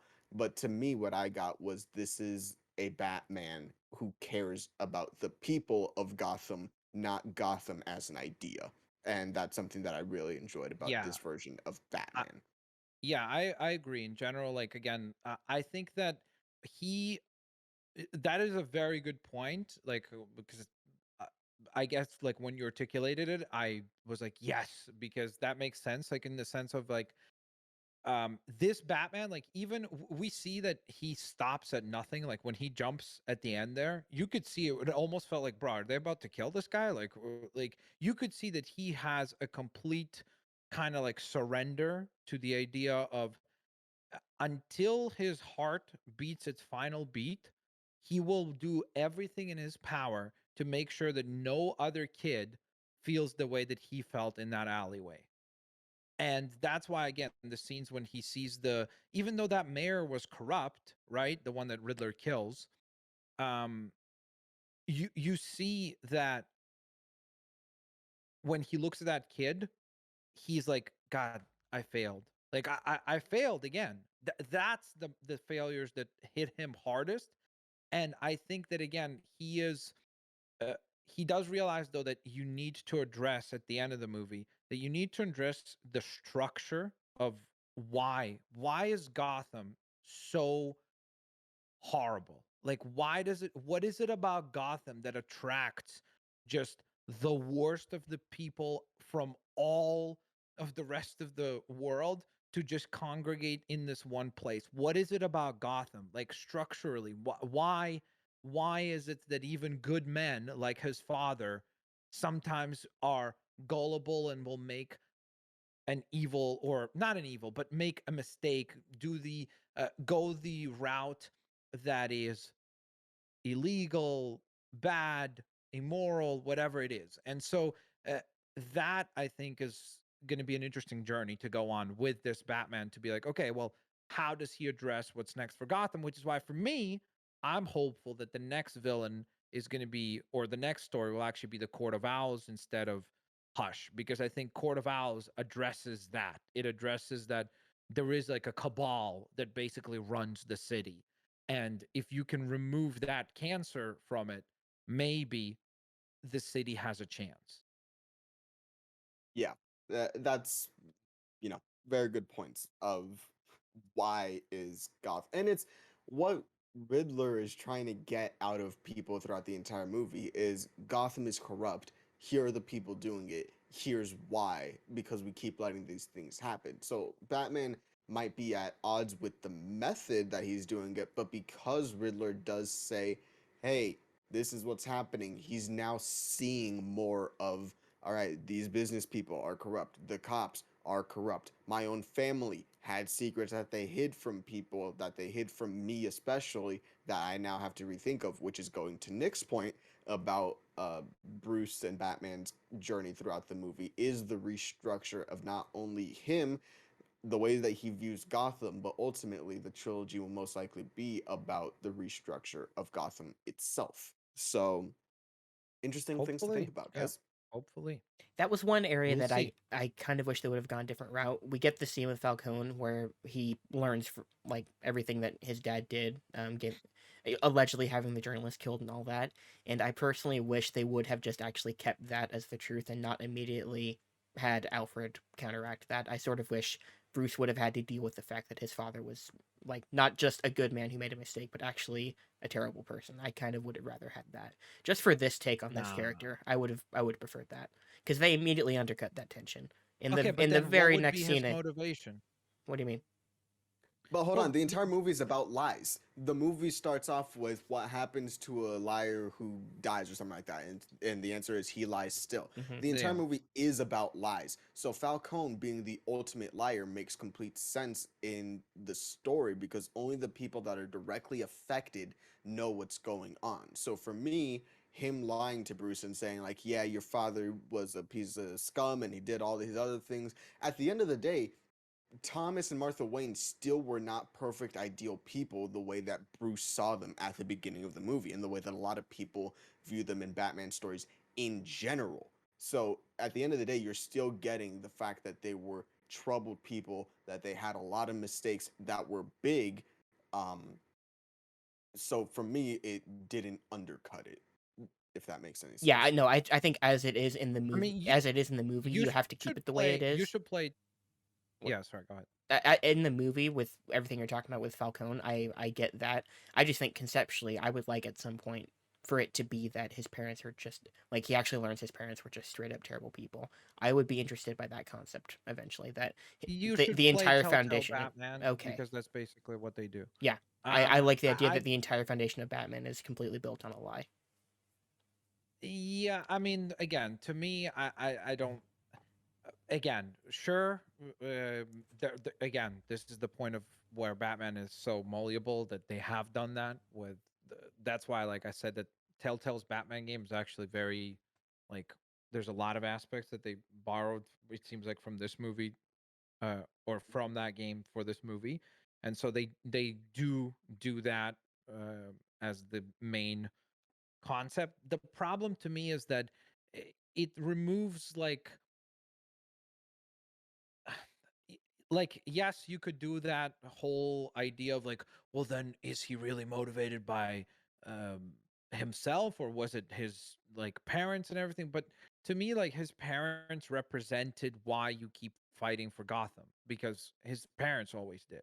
And the fact that good people can succeed, the fact that you add a layer of optimism to Gotham City, a city that is filled with just horrific crime, violence, murder, just a horrible, horrible place. But yet the Waynes were the shining beacon. If you take that away too, I just think that it removes the true like drive, the obsessive drive that Batman has about the fact that he, through being Batman, he is honoring his mother and father who did so much for the city. And so, like, I understand the people that might like telling that, but to me, I'm like, you're removing any form of like optimism or any form of good, and you just basically fully lean into just cynicism and only uh an approach of like, oh, only cynics and only cynical like lens, I guess, of looking at Gotham, where it's like, oh well, the only reason why the Waynes were successful is because they were corrupt pieces of crap, and it's like, no, like that was the counteract, is that they were the one family that was like, look, there's other successful families, there's rich people in Gotham, um, but the Waynes were successful, and they were good people, and they gave back, and that's why, like, when they die, it was like, oh my god, like, is this the end of goodness at this kind of a level? And so then it's like Bruce's job to step up and like carry on that legacy, which maybe as Bruce he never, sometimes does not succeed, but as Batman he will succeed at overturning and making Gotham better. Yeah, Yeah, I and just we know think that Nick is never cynical. I'm Like Nick never has never been cynical. cynical in his life, I think so at least Oh, one it's not a reason time. why he would like it. Yeah, at least one time I think it would be an interesting angle for him to be the good that his family could never be. Like almost be Batman in spite of that, to show them what they could have been, in terms of like if they were bad people in terms of their failings, he could be a symbol of what they could have been. I guess is sort of the angle that I'm looking at it from. yeah, I mean, but you should, if you like that concept, I think you'll like Telltale's game, because I think I own the that. I've that never played it, but I think I own it. that's literally what they do. Like Okay. that's the crux of. Well, I mean, spoiler alert, I Okay. guess. No, that's fine. But You yeah, convinced me to play it, so I'm yeah, happy yeah. about They that. they do explore it. Like it's season one, and then the second season they really go more into that Okay. side of things, like the impact of that. Yeah. Is there anything else we would like to talk about with the Batman? Um, Boom, boom, boom, boom. The score, wonderful. he put his musty jacuzzi into that score, Manny. I know he did. I I think that that's uh like one of the things that modern superhero movies, except for like the Avengers score, we don't have like an iconic, like, when you think of the older movies in general, like whether it be Star Wars or Jurassic Park or the Batman 89 movie, Spider-Man, like there's a specific like tune, right, that we um very clearly like identify with those films. Jurassic Park, Indiana Jones, the list goes on. In like this new crop of superhero movies, we didn't really have that, except for, again, with the exception of, I would say, maybe like the Avengers Wonder score. Woman. Wonder Woman, yeah. Yeah, that's true. That was catchy too. So like I love how this score is doing that. Like I've heard multiple like normies who barely watch superhero movies go around and go boom, boom, boom. So I like that this score is this like is going to become synonymous with this take on Batman. Yeah, I'm not always the biggest Michael Giacchino fan. I think he's usually pretty good, but never really makes a huge impression for me. And I wouldn't say I necessarily love the score, but I do appreciate that at least our three main characters, Batman, Catwoman, and Riddler, each have their own individual motifs that show up every time that they show up on screen. So I appreciate that we at least have that. It has more of a concerted interest in actually giving you motifs that you recognize when the characters that you want to see pop back up. So I appreciate that. There seems to be, just in general, have been more effort put into the score than you get in most big movies now. I agree. Manny. No, I agree. Okay. It's a good score. Maybe I have this thing of like I think that motif is used so much in this It's a movie bit heavy. to where like it's very heavy in this movie of just, oh, here's a musical sequence, or no, like here's a sequence, boom, there's the Batman Boom, score. boom, It's the same issue boom, that I kind of have with Spider-Man PS4, is that as soon as boom. you start swinging, that score comes on immediately and it just starts swelling up, and that's kind of how I felt with this movie. Is like Batman come, you see the boot of Batman, boom, bum bum Bum, bum. bum. You see the rain Perfect. start I love falling, it. bum Bum, bum bum, bum bum. bum. Exactly. Let's go, I have that baby. same issue with the Tom Holland Spidey movies. Like it's not particularly memorable, but they play his theme so much that it's always in my head because I feel like they play that ad nauseum in those movies. It's kind of the same, although I prefer this to that, even though I think that's Giacchino too that does those Giacchino movies. did it as well, Yeah, yes. No, I And agree he's with going to you. be directing I prefer. Werewolf by Night. Is he? he's directing Yeah. something. He's directing? Yeah. Okay, He's That's going to so be the weird. director for the Werewolf movie Werewolf that by they're Night. doing hmm. Yeah, on Disney Plus. Never heard of this movie. that should be interesting. But Mhm. Yeah, no, it was a good score. It's one of the better Giacchinos in recent years that I can think of. Okay. If anything, it'll definitely be memorable. Yeah. You know what I mean? So Yes, it'll so be that it memorable. has This will, like for good or for bad, it'll be memorable. yeah, it'll go down like what you're saying as like the Danny Elfman Batman and Spider-Man score. I'm sure that this will sort of be in that same thing of like, oh, remember how good the Batman score was, and just have that be synonymous with Batman for a couple years. Maybe until the next reincarnation of Batman, Yeah. whatever that ends up being. When you said for good or Mhm. for bad, I immediately thought of the Inception score because everybody remembers that score whether they Oh, like it or not. yeah. Okay, I was Yeah. gonna Or the ask. Interstellar score. Yeah, the Oh, Interstellar score. I was gonna ask before we close the book. We've talked about major stuff. Are there any particular scenes or moments that really stood out to you guys that we haven't brought up? not not because of the movie, but people on TikTok are making fun of the way that Zoe Kravitz walks when she's in the club. Like her shoulders are very prominent Hmm. in there, and the hair is always like bouncing as I she like walks it. through. I like So it. no, it's something that people are Respectfully. noticing. Yes, respectfully, of course. Yes. JB will be happy to hear that. Um, I think it's important. Like that was remember when I said about her physicality? Like that's what I like. I yes, like that she even walked like a cat, sort of. Like you know how cats will walk with this kind of like attitude of like I'm better than you. Like she had that too, where she would just like even the way she walks was like perfectly like to Catwoman. You know what I mean? Like it was just her own like walk. She was unlike all the other members of Gotham City. She stood out. You know, so yeah, I think that it's really cool when actors choose to like focus on even such minute details, you know, like as like how do you walk, how do you fight, how do you like you know all of these elements. I think that's what makes a character feel more real is when they have all those like extra layers. yeah. I'm trying to think. Were there any memorable Oh, moments um, for me? we didn't really talk about the actual third act action set piece itself. Um, No. in Gotham Square Garden, which I'm still laughing at. Gotham Square Garden. I wasn't a Yeah. fan of it. Oh I thought the yeah. entire movie looked excellent, like lighting, cinematography. Until that Yes, it section. looks so Okay, out, I thought I was so the only whack, one. so out of place. It looks so Okay. horribly CGI'd. You could convince me that entire third act was like a COVID reshoot, and I would 100% believe you. See, I don't know. Like, it's definitely the lighting is completely different, Yeah, and I'm like, th- well, they're in they an just don't blend into the arena. I could backgrounds buy it anymore. to a certain point. Yes, like I'm like, okay, I can buy the lighting up to a certain point because like, oh, they're in an arena. It's a mayoral campaign. It'll be different, but something about it did just look completely off compared to the rest of the movie for me. Um, but yeah, Yeah, especially for a movie that to me did such a good job having visual identity. Like I know it's become like a tweet that everyone's been saying the last couple weeks, but I mean, the Nolan movies had no visual character for Gotham. It literally was just Chicago or Pittsburgh, it was Chicago. wherever they were Yep. shooting that particular movie.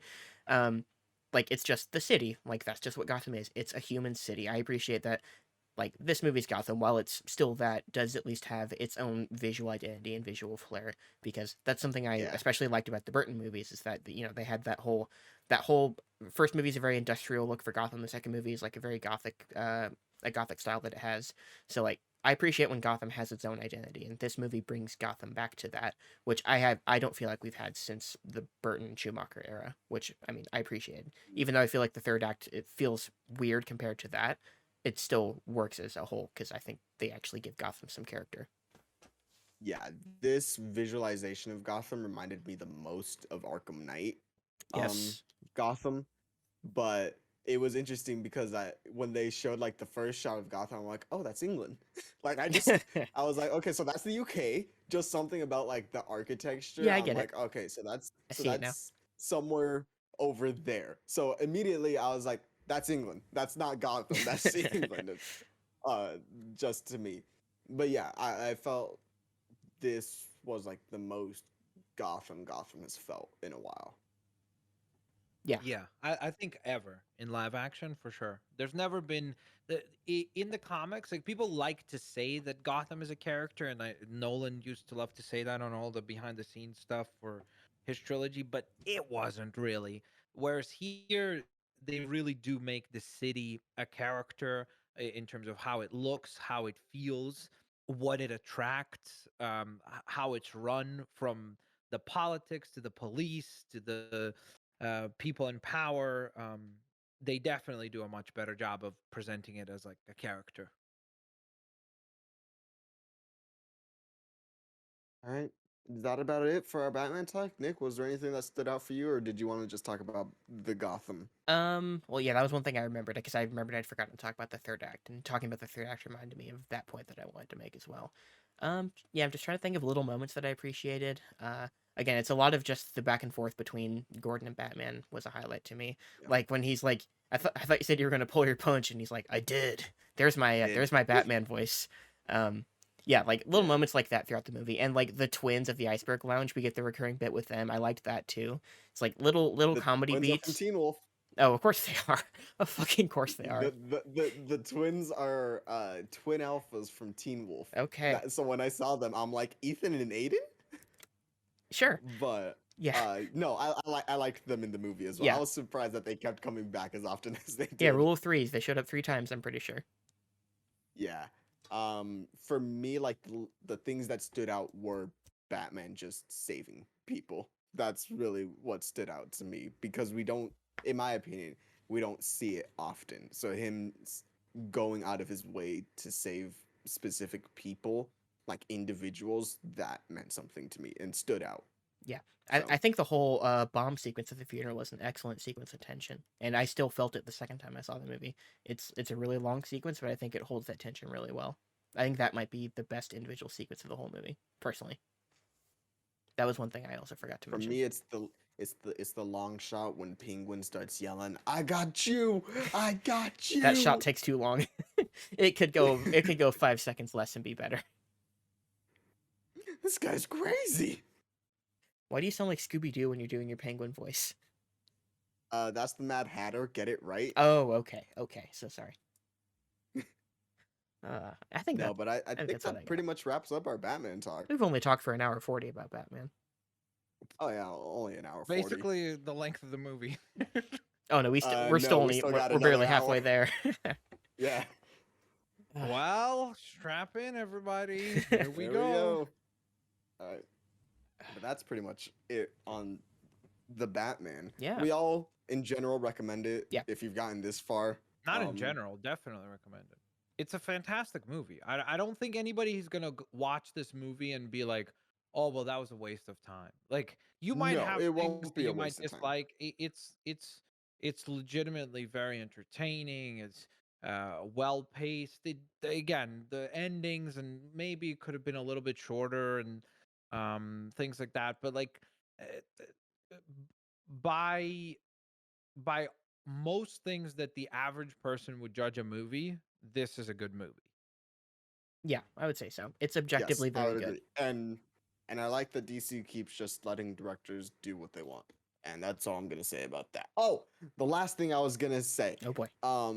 This Well, that was a is a lie perfect immediately. example of how you can do a Daredevil story and keep it PG-13. And that's all I'm gonna say because it was moody, it was dark, it had a good arc for the character that was very serious, and it worked in general. And I think you could do the same thing with Daredevil, and you can have Kingpin be a very menacing character, and you don't need to show him cutting people's heads off with car doors. And I think this is a great example of how a PG-13 Daredevil could work. That's all I'm gonna Possibly. say. Possibly. Yes, I Yes, agree. The possibly. the only problem is I could hear people who are very religious eh, w- find if they do the, because one of the Catholic things that guilt. makes Daredevil, yeah, is the Yes, whole concept of the, Catholicism. Yeah. yeah, how tough Matt has, like what he struggles with, that like his religion and what he does, and so uh, again, that's all up to like how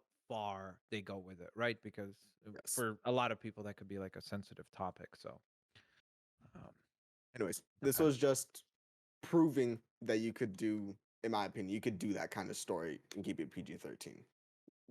Barring that you'll get criticism from groups and stuff, whatever. But other than that, Max, while we still have you here, is there anything that you're looking forward to coming up? Could be movies, could be uh, comic runs, could be games. Could be manga. Oh, Could be the Chip finale of Attack on Zdarsky. Titan.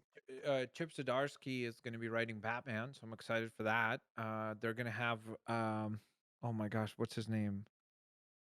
I don't remember his name. Dang it. I forget who it is, but it's a really good artist as well, so I'm excited for that. Christopher Priest is coming back to write Black Adam, so that's going to be freaking cool. Um, that should be a fun read. Um, Beyond that, Gotham Knights, that's like a little further out, of course. Lego Star Yeah. Wars The Skywalker Saga. I am very excited now. Like unbelievably excited um for that game. 20 days. I think we're in for a pretty awesome time with that title. But very excited for that. Um very excited for hopefully to on a more serious note. I hope that we have a bit more peace in the world Yeah. after the chaos that we've had the last little while. So hopefully, I'm hopeful for that more than anything. Yeah. I definitely echo a lot of Mhm. those sentiments. You're excited for a good state of play, maybe? Yes, and maybe I don't know if this is going to air again at another time besides the live edition, but maybe that Hogwarts game looks good too, based on whenever this airs, because that may or may not be happening tomorrow. So Hmm. maybe that'll be a good state of play.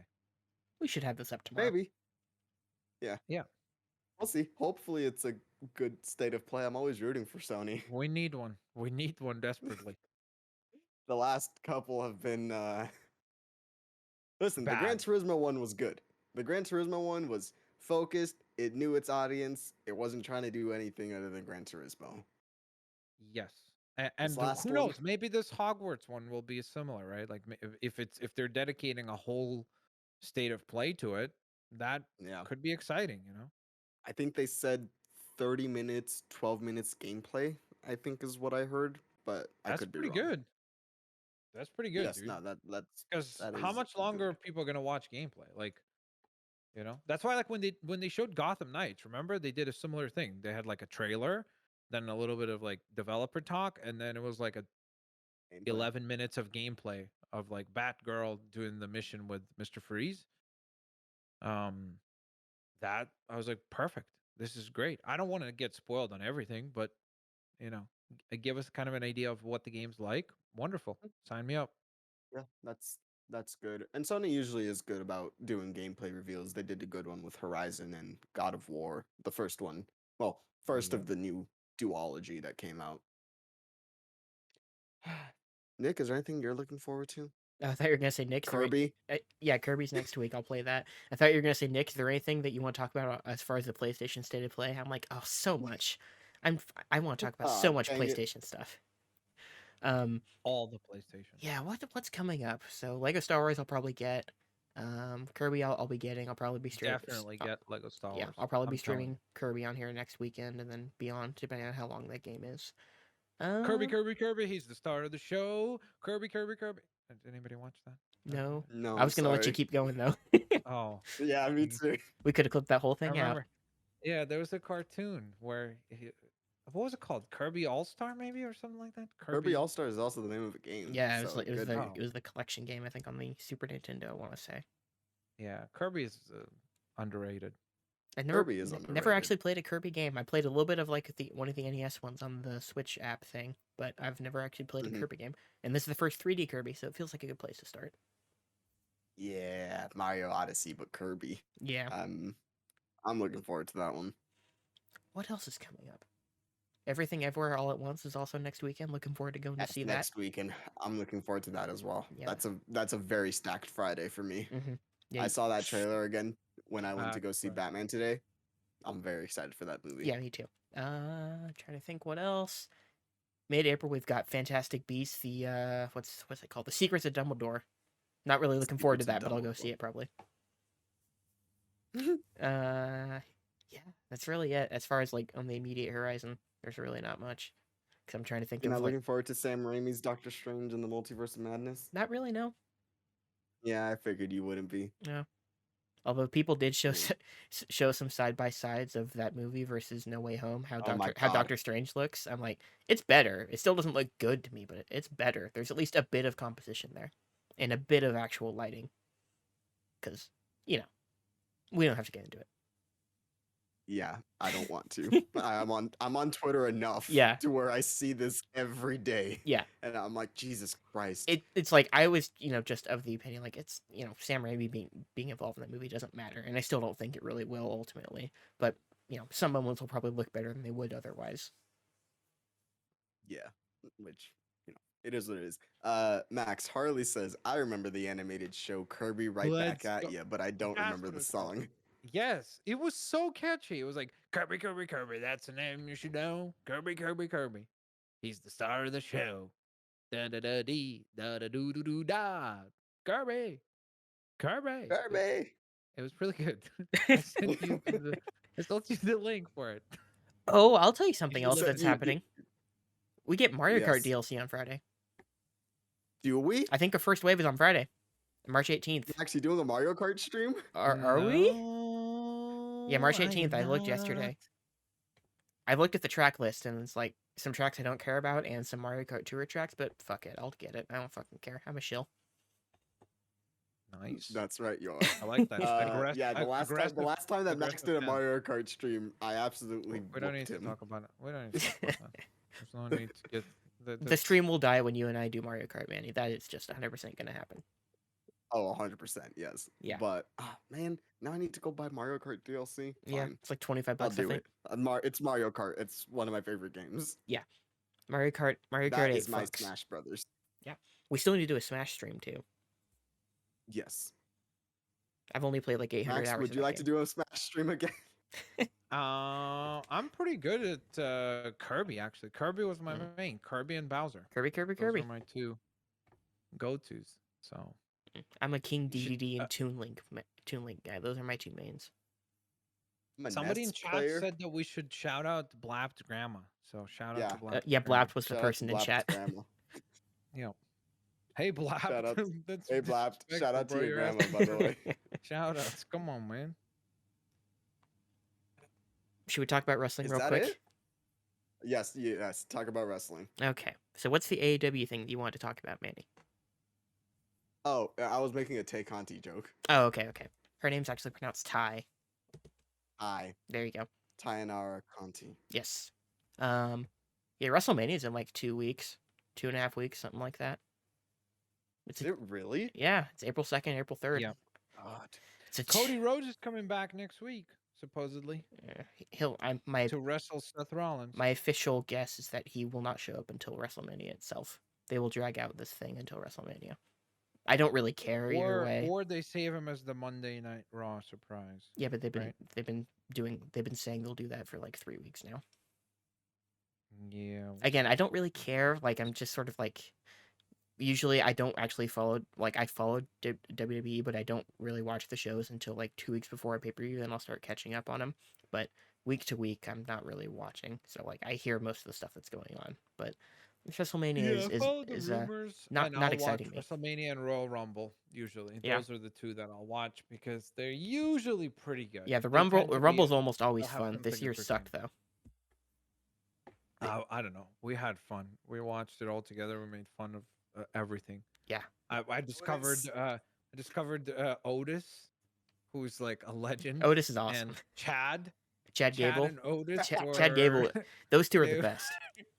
They're so Chad Gable funny. is like They're the so funny. closest thing to a Kurt Angle reincarnation we've ever had, and Kurt Angle is my favorite wrestler of all time. So I love Chad Gable. He's perfect in the Yeah, ring and out. very He's entertaining. awesome. Very entertaining. He may or may have not get a fun spot with on WrestleMania. We'll see what happens with him. But yeah, I'm kind of apathetic about this year's WrestleMania card. Honestly, honest to God, Johnny Knoxville versus Sami Zayn is probably going to be the match I'm looking forward to most. Because they're having so much fun with that match, and it's infectious. Fair enough. That's what I got. I would, yeah. I'll watch it. I know that Cody Rhodes is supposed to come back Yeah. to wrestle Seth Rollins. I know that Brock is wrestling Roman for both titles. Yeah. I know that Ronda Rousey, obviously, after the Royal Rumble, is back against Charlotte. right? Yeah. Yeah. Charlotte. I could not possibly care less So, about that particular match. I have not cared for Charlotte in a long, long time. I mean, I think she's just one of those, like, she's super talented. So I don't know. Like, she's just probably too pushed too much. You know, she has like the John Cena syndrome where she's really good, but she's just so overexposed that it makes her feel like less special as a performer. Well, it was weird because Um, like in 20, like she was gone for like the second half of 2020. She was gone for like 6 months, and then she came back, and immediately she like everyone was already tired of her again, and I was too. It's like as soon as she's back, like she's just kind of nothing. She's like a black hole of charisma to me. Like I think she's a great athlete, but I've never thought she was a good talker, and I've never thought there's been much to her as a character. But she's a star, I suppose. So we'll have her for as long as she wants to wrestle, and she'll be in this position. yeah, I don't know. I do think I again, I think she's like the comparison to Cena, where it's like Yeah. there's a certain like audience that loves the character, and then once you get to a certain age, you're like, oh, that's boring. You know, like I want somebody who's like more gritty and realistic or whatever. Yeah. And so that's how you transition from being a John Cena fan to be a CM Punk fan or something like that. Yeah. And so it's similar effect with her, where it's like if you want, you know, the superstar, it's Charlotte. If you want somebody who's like more gritty and like actually a really good performer and like has that edge, you probably become a fan of like Sasha or something like that. Mm. So We talking yeah. Sasha? I was gonna say, where's Sasha Manny? Banks. Sasha's in Yeah. like a Respectfully. Sasha's in I like mean, a she's big insane. multi-team tag match at Dude, WrestleMania. yeah, especially like she is like she's crazy, crazy talented. So Yeah. GG's. And she's on Mandalorian Mm. eating whatever the heck that worm thing was. So excuse me? It was like a squid. Yeah. It was like a remember squid. she ate like Yeah. a No, I worm? don't. I really You don't. don't remember this? No. It's when Mando goes back, She ate like this like towards the end of the soup season. thing. Yeah, and she's Yeah. eating a soup, and she Okay. like slurps up a tentacle. Yeah, it's really like nasty. If Elena's in the chat, they're gonna their ears just perked up. You said tentacle Manny. Yeah. Yeah, I don't remember that. Yes. I know she was in Mando in those couple episodes with Katie Sackhoff, but I don't remember anything She's she actually literally did. yeah, she's gonna get Mando. she's even getting a Hot Toys figure, like one of those Yep, really fierce expensive. Casca. I saw that. Yeah. So You know what her last name is in that that's show? rare. Reeves? Yep. Reeves. That's Casca my Reeves, name, that's guys. what it She's is. my cousin. She and Matt Reeves and Keanu Reeves were a big family. And Snoop Dogg as well as her cousin. Yeah, which Yeah. Snoop Dogg is, I technically guess, your cousin as well. Yep. But like second cousin or cousin once removed, however that works. Okay.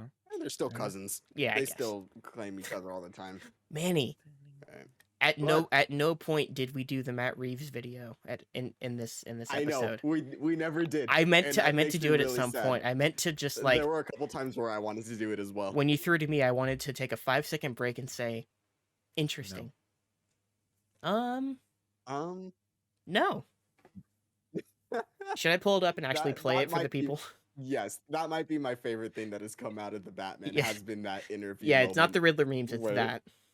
No, it's that. It's 'cause definitely that. They're in an interview and someone asks him, they're like, "So, do you think like you guys are sorry guys, a quick spoiler for the Batman. So, do you guys think like you're setting up the mayor's son to be Robin because you know an orphan and all that stuff?" And he just goes, "Interesting." No. No. And then he starts laughing.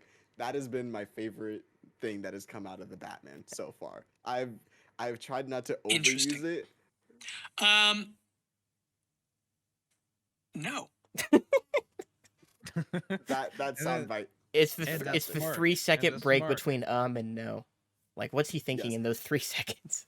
Well, he's thinking like, can I get in trouble if I Yeah. answer this? Like, is this gonna be something that Warner Brothers is gonna be mad about? I guess not.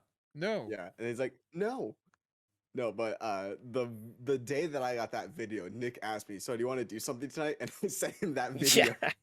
And we ended up doing something that night, even though you said you weren't We going to did be end able up to. doing something that Yeah, night. you liar. Yeah, Fucking Matt Smith. dang it! I knew that it would come back at some point. Mhm. There's a couple questions in chat. Blapt says, "What's your favorite football club?" FC The Barcelona. They're Kansas going City through a little Chiefs. bit of a rebuilding. They're going through a rebuilding phase right now, but Right. they'll come back. Next season's going to be a good season. They're just rebuilding this season.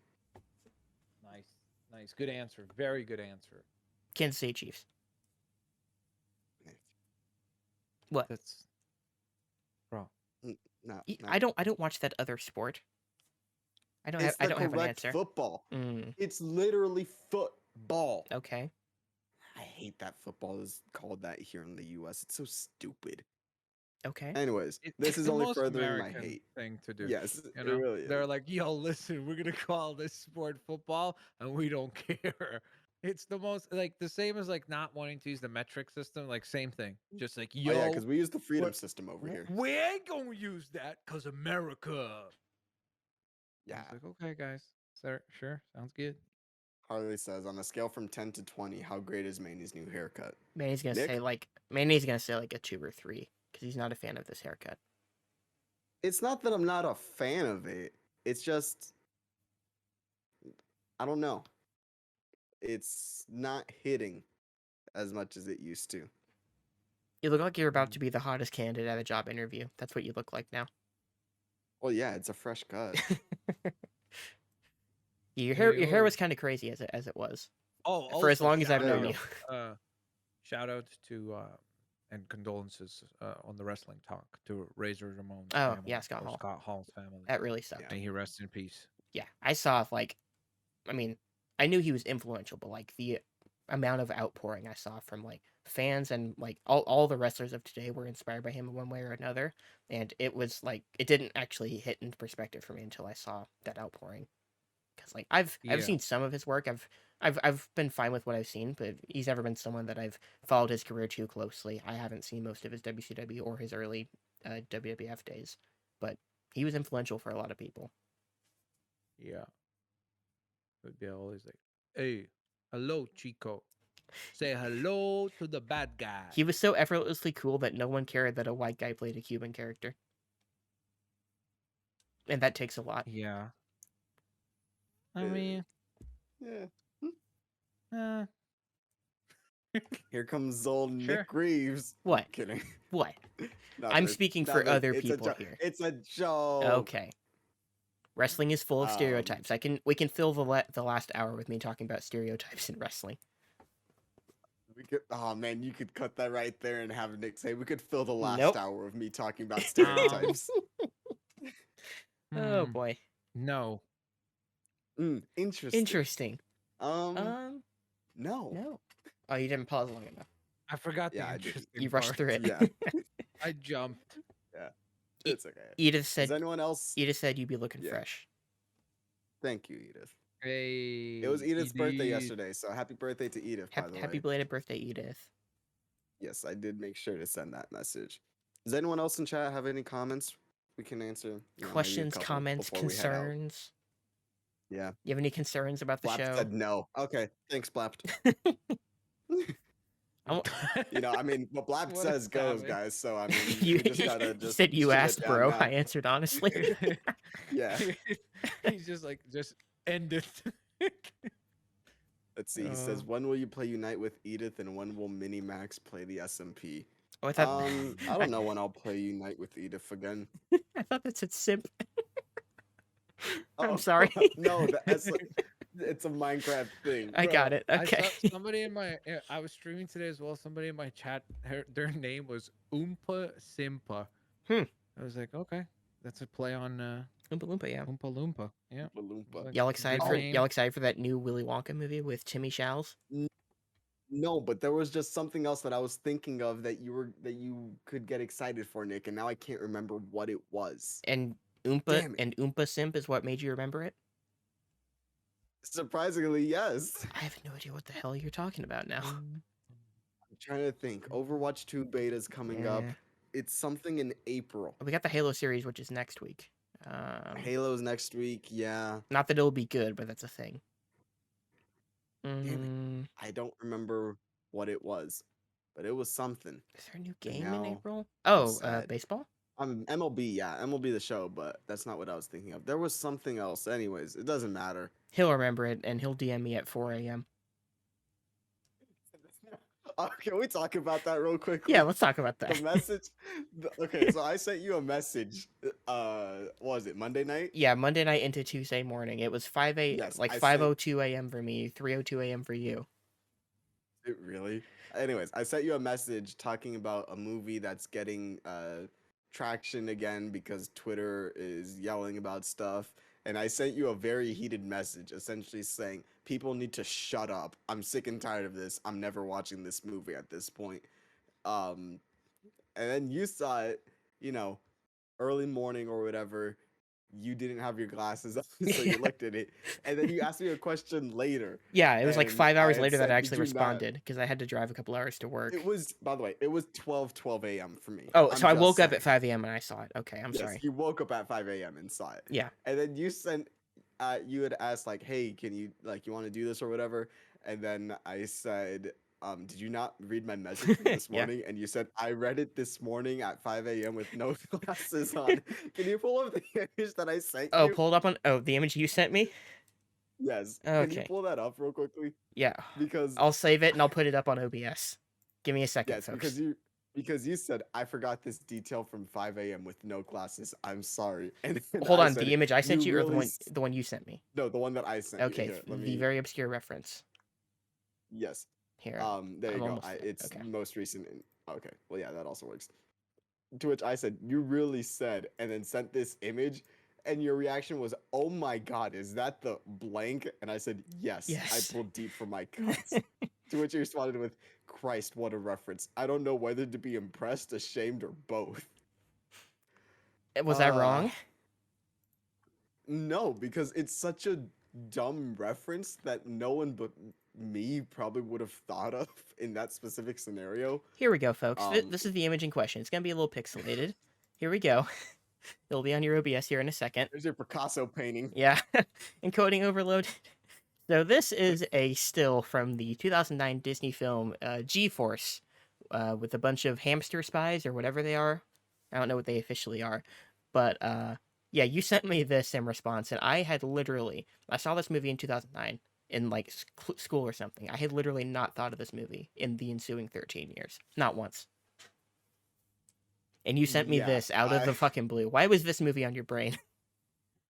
it wasn't. I just think of like No Spectacles, Speckles the mole from. By the way, we don't see it on stream. Um, Speckles the mole from G-Force. That was just the thing that came to mind because Nicolas Cage. Oh, there you go. Now I see it. Okay, you're just Um, delayed. Okay, so I'm just delayed. Yeah. Yes. Yeah, there's Speckles from G-Force, the 2009 classic, where there's a bunch of guinea pig spies, and Zach Galifianakis. Oh, yes, that's who it is. Zach Galifianakis is working for the What government. was that? Did you just have a seizure? Yeah, I had a little seizure. For some Yeah, reason, I Zach was remembering Nick Galifianakis. Cage being in this movie. Nick Cage is the mole. Oh, is he?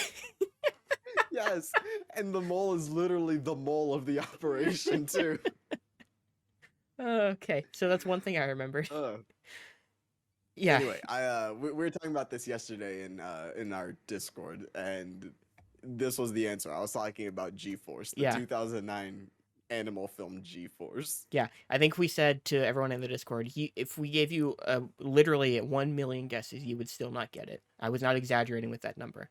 I don't think anyone would have thought of this. No, Absolutely no not. besides me. Holy shit, the cast in this movie: Sam Rockwell, Jon Favreau, Tracy Penelope Morgan, Cruz. Penelope Cruz, Nick Cage, D. Bradley Baker, of course, he's got to be in there somewhere. Bill Nighy, Will Arnett, Zach Galifianakis, Steve Buscemi. Okay, that's pretty much it in terms of the major characters. Steve Buscemi is Mooch. Bucky correct? Bucky the hamster is what it says for Steve Buscemi. Oh, okay, yeah, he's the D. one Bradley that likes Baker to is hoard all Mooch. the food. D. Bradley Gotcha, Baker. yeah, that is makes more Mooch. sense. Yeah. I'm like, why would he be Mooch? But yes, I that makes sense. had forgotten about Sam Rockwell, but I remember this now. I can remember that voice now. Speaking of Sam Rockwell, Nick, when are we gonna do that Iron Man 2 commentary? Right now? I mean, I got time. Okay, we can skip Incredible Hulk and just do Iron Man 2 for funsies. I kind of want to. I kind of want to now too. We just planned something right now on the show, folks. I think we're gonna do Yeah, it. guys, we're probably about to go watch Iron Man 2 right now. What a delightful film. Oh, I can't wait. I really But like that our I stream's gonna think end with that GeForce image. And also, I'm gonna have to yes. go in when I edit this now, for the YouTube and everything. I'm having to go in and get the image and put it in where I need to put it. I'm gonna have to do more work now because of this. Yeah, probably. Blap But Blapt is done because his brain hurts. I'm with you, Blapt. I haven't thought about this movie in This is 13 why years.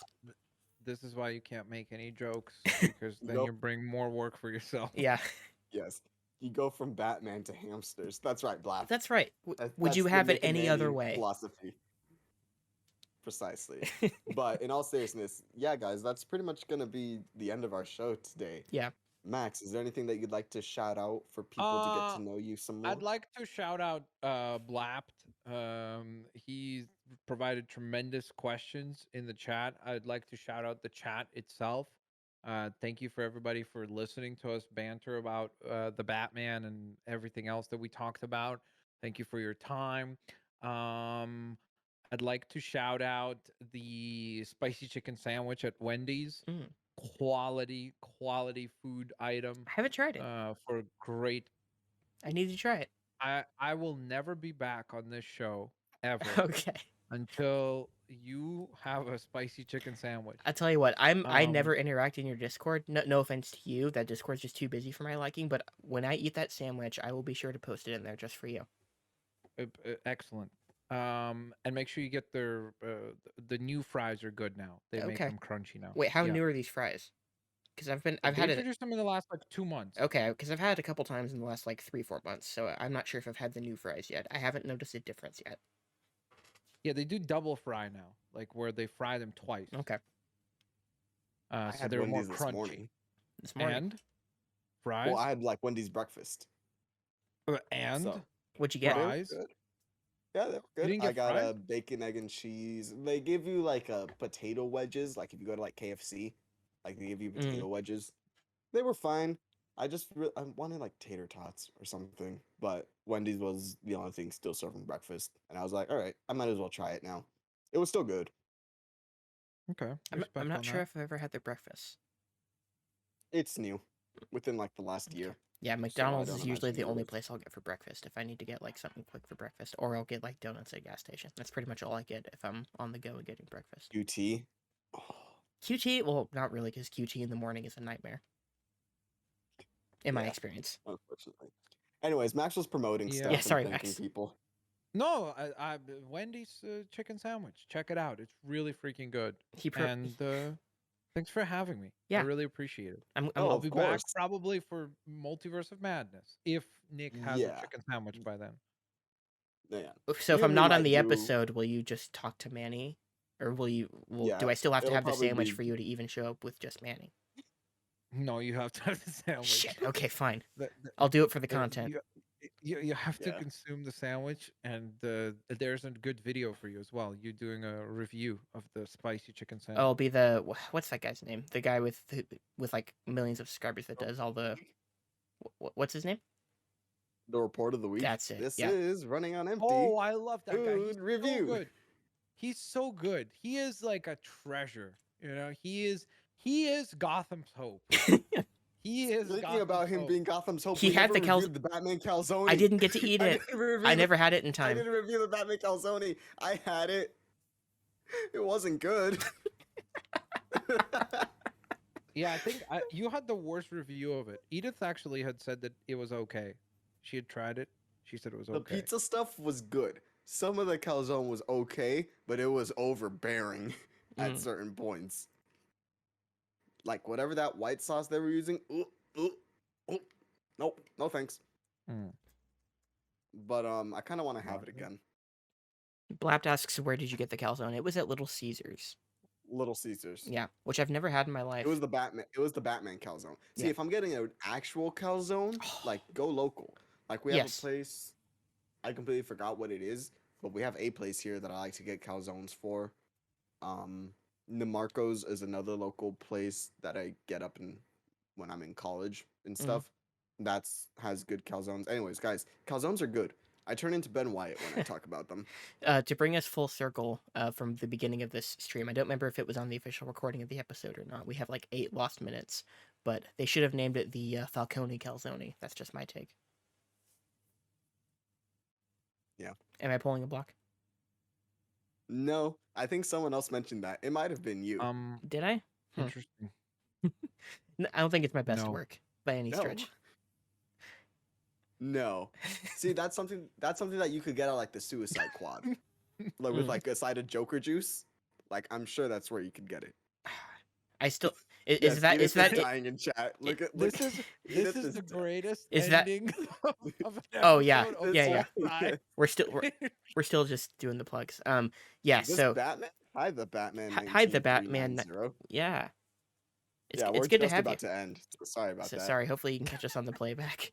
No, hold up. There's a new viewer. Let's start again.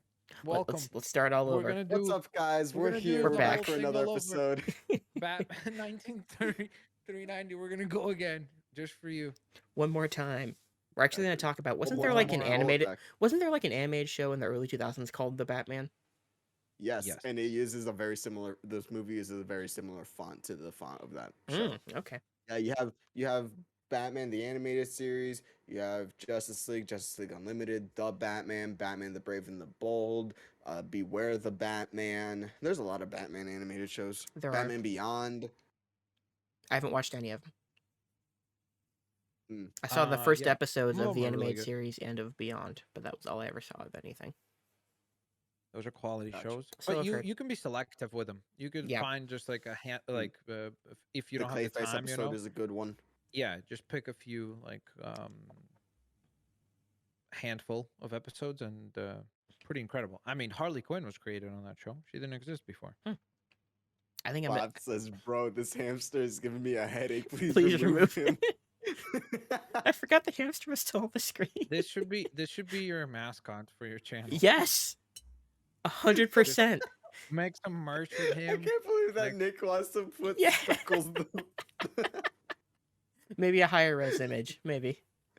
Can you please just make that the It would be thumbnail for funnier the if you video? did Yes. use it at this low resolution. Just go to remove Yes.